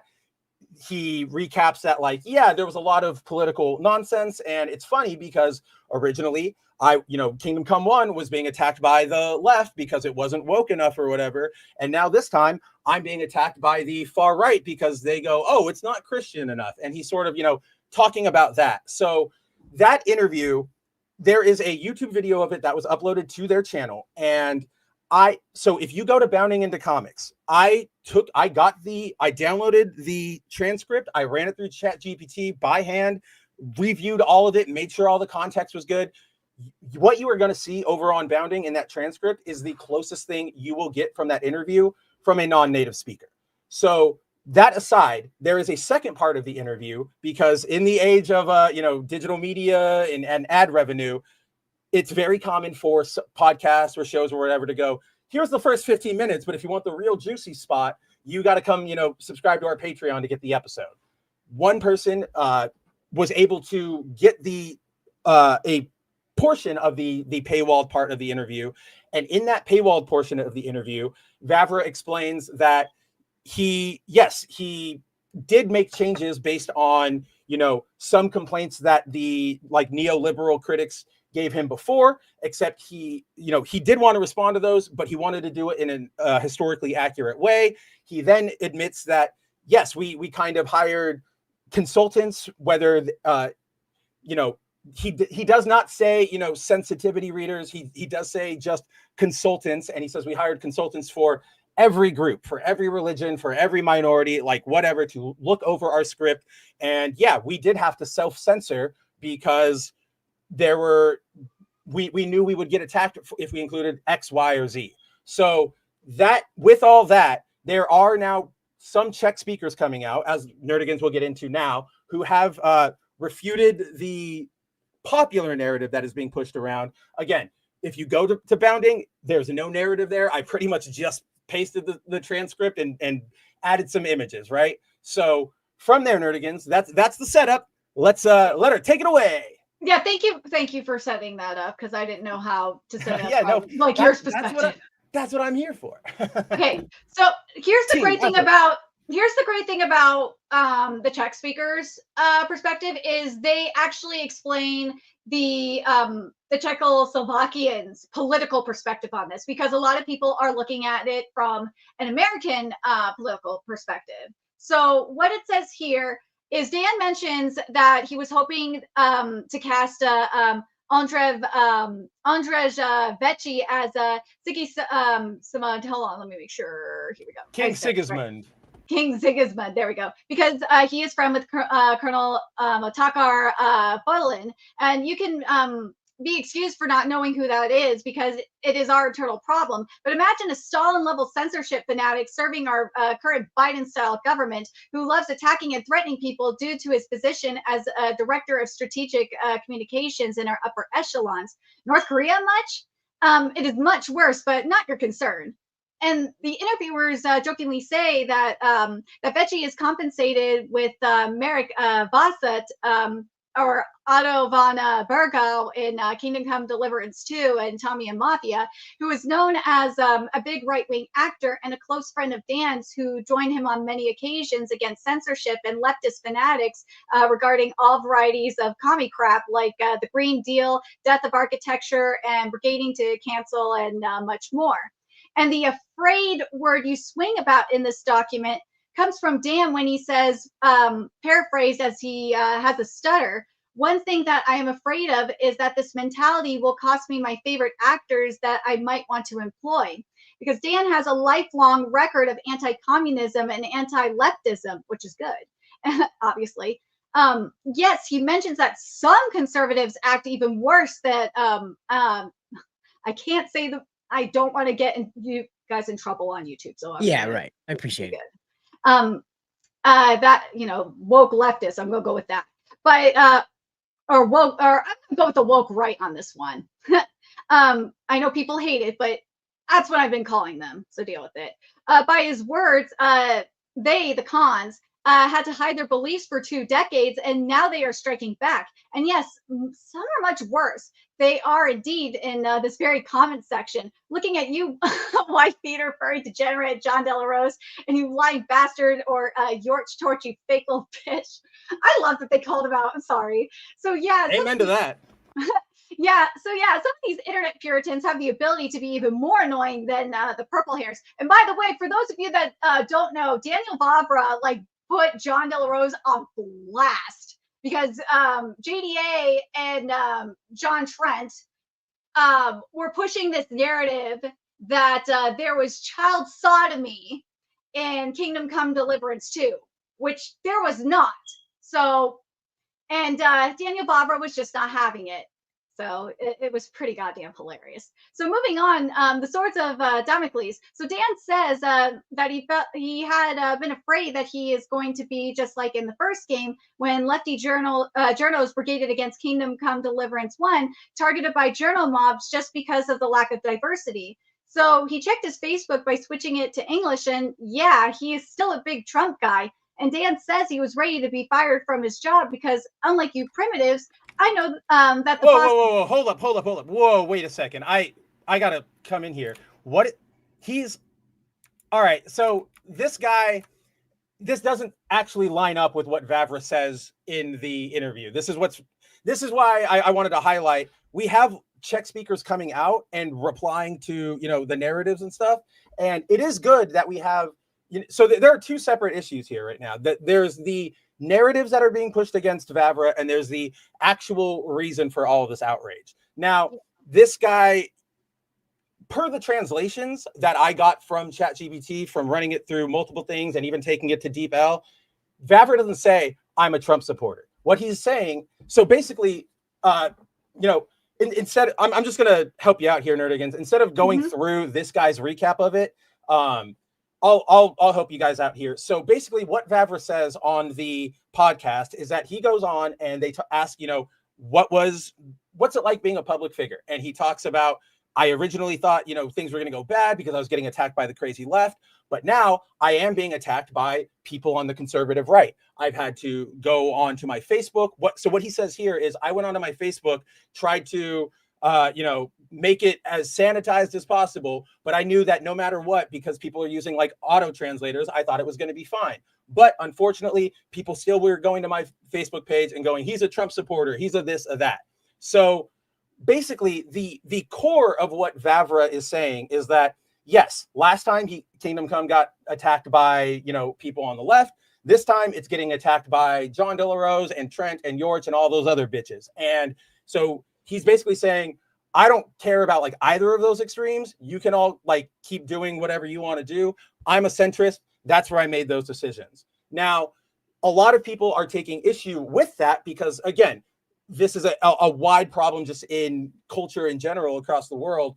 People put too much stake in celebrity, in personality, and they go, oh, he must hate all of us. He must this, and that. And none of that is true.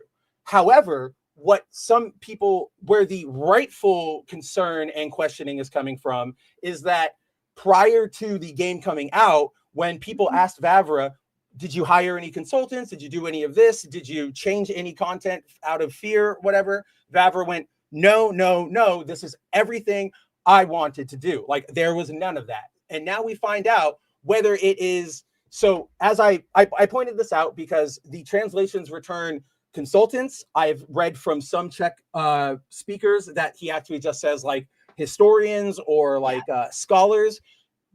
I don't know, just giving you guys the information as I know it right now.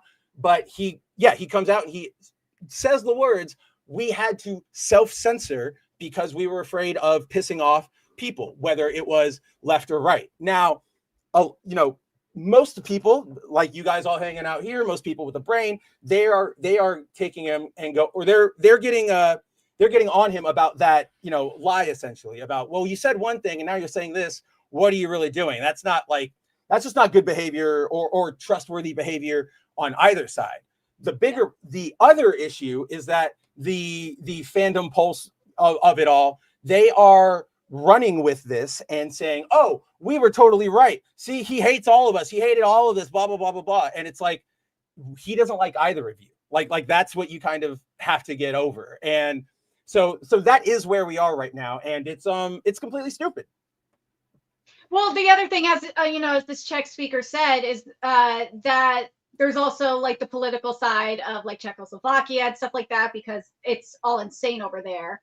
But the other thing that they're trying to push, the fandom pulse is trying to push and all that, is they're trying to like push that like Musa and the optional gay romance is like forced diversity. And also before they've been doing that forever. They've been doing that since the game came out. Yeah, but like the other thing is when I heard Vavra say consultants, and this is before the Czech speakers came out, like the first thing I thought of, because he didn't specify sensitivity consultants, I thought historians right off the bat. I thought cultural right off the bat. I like that's what I thought. To be like, just in the interest of fairness, not saying you're wrong or anything, I actually had the opposite reaction. I saw consultants, and then I saw, because he says we had consultants for every group, every religion, like every minority of people. That to me made me go, oh, he really ran that through everybody to go, is everything here on the level? So just how I interpret it, I'm not saying one or is the other. Again, there's a lot that is probably being lost in translation here because none of us speak that damn. They've got like 700 accents on everything. I'm not learning that.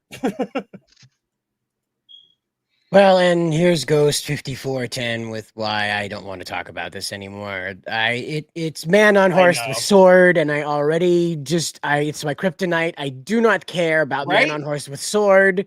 And then we have to go and be like, Mr. Vavra said this so many years ago, and then he said another thing so many years ago, and now he said another thing in a language that's barely decipherable by the people who speak it. So we can't even get a consensus by the people who speak it on what he said. I know. So it's like, I don't care. This game has stayed in the zeitgeist so long because nobody can just say out loud that they got freaked out because of internet response. They overcorrected with think tanks, and now they could have just came out and said, we did our best to make everybody happy. We think we did a good job. See you later. Because guess what? The game had players. People were pleased with it. Hypnotic was pleased with it. And he's a constant gamer. He's played the game before, the previous game. He knows this lore inside and out. And he's a very stringent critic. Like he will take it to test. He wants to be taken as a reviewer. So he's obviously paying attention. So I trust him that he would not give Vavra a pass. And what he said is that it's mediocre. It does what it said it was going to do. It did not impress me. I did not feel like I didn't learn anything new. It was another Kingdom Come Deliverance game. It did what it was supposed to. And so I think they should just be like, we did what we wanted to do. People bought it, and see you in the next one. Because Vavra says at the end of the interview, we got World War II game coming up next. He's already working on a couple of pages of it. So I can't imagine that's going to be any more well-received. It's just one of those things where I'm so Well, tired of this. Well, what Hypnotic said, and I agree with him on this, is like he is able essentially to separate the art from the artist, which I strongly am for. He just wants a fun game, just like all of us want a fun game. And the majority of people like are just saying Kingdom Come Deliverance 2 was fun. Who cares? Just play the game and enjoy yourself. If you don't like it, don't like it. And the majority of people that are complaining though are not going to play the game. I understand the concerns because of Vavra's integrity and all that. They don't play games. They don't care about this. Like that is sort of, you know, I'm actually kind of with Cider on this one. I think it was good that we brought it up to sort of, you know, let everybody know the lay of the land as it is now. Nerdigans, you know, especially with, as Nerdigans pointed out, with all of the different narratives, you know, being thrown around by Czech speakers and ChatGPT and everything, like good to iron it out. But I am sort of with Cider because I mean, when we talked about it, you guys know Cider and I, and probably to a certain extent Nerdigans, we're just not sword and sorcery guys, right? Like we see man on horse and we just go, is that horse gonna like start shooting fireballs? If not, I kind of don't really care about what's going on. Man, like I just get so tired of sword and sorcery. I guess it's because it was just so drenched in New England with all the witches and witchcraft and everything's made out of wood and steampunk stuff. My delineation is always like, I don't like the Game of Thrones style, like here's almost like realistic sword and sorcery. Brutally real, yeah. All right. Like even like brutally real, but even sort of real. I want my fantasy to be like Zelda, right? Like you've got glowing swords that shoot lasers. You've got shark people. Yeah, exactly. Like that's what I want to see. I don't want to see like, oh, it's another winter and the grains will not be collected. Here's the new rapist you need to be concerned with for the next 18 episodes until he's brutally murdered in fantastical fashion. I want to be able to manipulate time and trample chickens without getting killed. Right. I want to do that. I don't want to have to worry about like, oh, my wife had a 5th kid. I hope this one survives so that I have an heir. Right. Like that's, I'm over it. I saw season 2 of Game of Thrones and I kind of was like, all right, I've had enough. But like overall, I think at this point, it's overstayed its relevance. It's obviously being propped up into our zeitgeist, especially in our circle, by the Fandom Pulse contributors, by John, by Trent, by and also by George, by Grums, because it's meat, right? It's meat to throw to the base that will eat up anything and everything they say. So that's, you know, their one claim to fame is that, so they will keep propagating it and hammering it. What Cider said about like the World War II game not being received. Yeah, Cider's right. As soon as this comes out, those guys are going to light back up and go, look, this guy's back again. Rabba. And we're seeing a lot more, not just, you know, in our sphere or not just outside of our sphere, but also inside of our sphere. Nobody wants that. Nobody wants, like, we want to call out the things that are there, but we don't want to lie and we don't want to replace it with a different level of authoritarianism. So it is here because people can't let it go. It is just like when people bring up, you know, The Last Jedi still or Captain Marvel. It's like we know they're bad. Okay, go make your 900th joke about it. If I'm being completely honest, Spencer, I'm just tired of having to hold a line on shit I don't care about. That too, right? Like Dan Vavra being shady about what happened with this game I'm not losing any sleep. No. if he got Sweet Baby Inc. to come in and Kim Bel-Air dated him and they had sex on a beach somewhere, I still don't care. I just can't find it in my soul to care about this damn game. I'm trying, but I just can't. I am really there with you. Like, I will admit this to everybody here. I saw the story last night and I saw it was large and it was like 10 p.m. here and I was getting ready to like start winding down and I went, I don't want to cover this. I don't care. It's going to take so much work. But I went, but I know I'm going to scoop Fandom Pulse right now, and that's going to piss them off. So I'm going to do it right now. There's one other thing, though, that I think is really important about this. That I've noticed from this is that there has been a lot of anti-Semitism has been exposed from because Vavra is a Jew. And it is absolutely disgusting that there is that in this space. And Master of the TDS recently, earlier today, he got attacked by JDA and it was disgusting. I got attacked by JDA with an anti-Semitic post. I'm just like, we're gonna really have anti-Semitism in our space? Really? Nerdigans, You know, this is a thing Cider and I have been talking about and hinting at a long time here, and outright saying is that this is not even mask off. Like JDA's been best friends, him and Trent, with like Vox Day, Mr. I laugh at in celebration of Anders Breivik and all this crap, right? Like it's bad. It's that's why, like, you all deserve better. I'm not saying you have to like listen to us specifically, but you as a person deserve somebody who's not going to lie to you, somebody who's going to be honest with you, somebody who's not going to jerk you around just because they need to make 50 extra cents on Twitter this day, right? Like, it's the same thing we saw with the shift from news media to independent media, or like YouTubers, Twitter, and all that stuff. Nobody wants that. Nobody wants to be lied to and condescended. God. But it's not just. But I'm just saying, JDA is an example. But it's not just him. There's I know other people in like our sphere, and I think it's in the. I would say it's in the form of like the Christian Puritans in particular that I'm seeing the anti-Semitism in. I already saw it in the because of the protest community. I saw it happening and brewing in the leftist sect of Twitter and in the protest community. I saw it kind of brewing in the far right, but like it's just getting worse. Well, here's the thing is like, it's not, the sad truth is that this is not something that's been brewing. It's not a sudden phenomena. This exists in all levels of our, culture. Unfortunately, there are just people who will either be, anti-Semitic based on race, based on religion, based on whatever the hell they think. It's not exclusive to either side. And it's just, it's one of those, mask off sort of moments. But to sort of bring this around, close it out on sort of a lighter note, Cider, you mentioned Vavra having that World War II game coming out, right?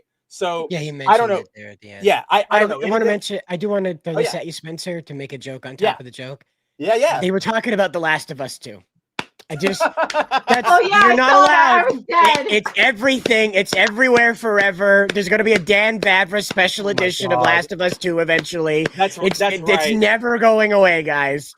They did just release a new version, or like a new release of it like 2 weeks ago. As I said that sentence, I realized they're probably going to release either a new version when the show ends or in a bundle combo with like the first season. I guarantee it. Get ready to buy it. They don't reskin all the characters to look like the characters from the show. That's too much work. They're going to give Ellie a shirt that has like the HBO logo on it. That's right. And that'll be a special DLC. Yeah, exactly. $5, please. But all people want is a Jack and Daxter re-release. Never going to happen. I don't even know if they even remember that they technically own that property anymore. But so you brought up World War II and you brought up that Vavra's making it. My mind connected because obviously they're like, I haven't played it, but Kingdom Come 2, from what I've seen, it's very, very like deep and intricate and like very like it's very a big sim, like a dedicated sim. So I thought like, oh, are you going to be like a World War II guy, like doing your chores in the trenches and everything and sort of all that stuff? That reminds me that there is a game that is like going under the radar, but it was somebody found it on Steam earlier, and it's this like how do I describe it? You start enlisted, you're like a Canadian soldier, right? And you start off enlisting in the military, and you go to your deployment, and a lot of your deployment is about like, there's some missions where you go out, but a lot of it is the sim of it, right? Like the wake up, do your chores, go on recon, yada, yada, yada. Everybody was like, wow, that is kind of interesting. And for me personally, I went, that's a sim I could see myself doing like 3 hours or 4 hours in, right? Like I'm never going to go to war, but we've all watched Full Metal Jacket. We've all got that urge inside of us. So I was like, everybody's interested in it. And then somebody beat it like a couple hours ago, and they went, guys, you like what? I don't even know what I'm looking at. And when you beat the game, which is a full campaign of being deployed, you come back, you get discharged, and then there's an entire open world America that you go over and you emigrate to and start building a regular life. It is the most bizarre game, but I cannot get over it. And just Vavra and World War II and soldiers and simulations, it made me think of it. So all in all, I bring it up because what like a wacky, ridiculous sort of concept for a video game, but also if like this is where we find this fun stuff, right? Instead of your 9th Far Cry reskin, here's a game about being a Canadian soldier, doing your duties, and then discharge. Like discharging sounds so bad. I hate that that's technically the term, but like it just doesn't sound good. I always feel like I'm being perfectly fine disrespectful. word. I know. It Used to be. I know. Like busting used to not have anything to do with ejaculate. But good luck trying to bring it up in conversation without somebody going, This is why we don't play the full Ghostbusters song in public anymore, because busting makes me feel good, and nobody can like look at that seriously. All he says. There's a whole remix where that's all he says is busting makes me feel good. That's a whole remix. That's all he says. And but that brings us to the end of the show tonight. To offer you guys some I have one thing real quick, because this will end it on a really lighter note. So so Black Clover's chapters are coming out tomorrow finally, and I saw the author note, someone posted it, and I just thought it was adorable because it's a reminder of why Tabata switched to quarterly. And he said this: I got to play tag at my daughter's kindergarten visitation day, took a nasty fall and busted my knee, and it's healing so slowly. I just was dying because I thought that was cute. We're seeing more mangakas spending time with their families, a lot more coming out, and I just thought that was really adorable for Tabata specifically. Well, we're also like, it's not how do I put this? It's not that they're having like more kids, guys. It's more the culture is shifting to a point where they can be comfortable enough to talk about their personal lives in any regard. Because if you guys know anything about anything about like Japanese entertainment culture, like obviously idolism is like the far extreme of that thing, but they get really, really, really what's that word for when you have like you think you have a relationship? Yes, thank you. That's exactly what I was looking for. They have really strong parasocial relationships with creators over there, from mangaka to voice actors. Like it gets crazy. So you used to like not want to, you could talk about it, but would you really want to? Because then everybody's going to go, Oda has nine kids. I'm going to throw a tomato at each one of them for every time I didn't like this panel or whatever the heck. Yeah. But yeah, like we talked about it. I think we talked about it last week, but like Fire Force's mangaka Atsushi Okubo was talking about their kid. I think their kid is like 6 months old or something like that. And Togen Anki's the Togen Anki mangakas just had a baby like a couple weeks ago. So the mangaka are making kids, they are. But like, and the Togen Anki mangaka specifically was saying now that he's adjusted his schedule so he could be with his kid more, and he's never been happier. Like a lot of these mangaka are saying that they've never been happier to be with their kids. Okay. I'm genuinely happy for them. And like, I do think that is positive and that does make me happy. I just laughed to myself though, because I'm sitting here and like the first thought that popped into my head was like, oh, I see you, Minister Ishida, with your psyop to start highlighting all the happy mangaka with their kids. Have sex. Like, I see you. Yeah, like I think like at least two, and one of them is the Togen Anki mangaka. I know at least two mangaka got married, I think this year.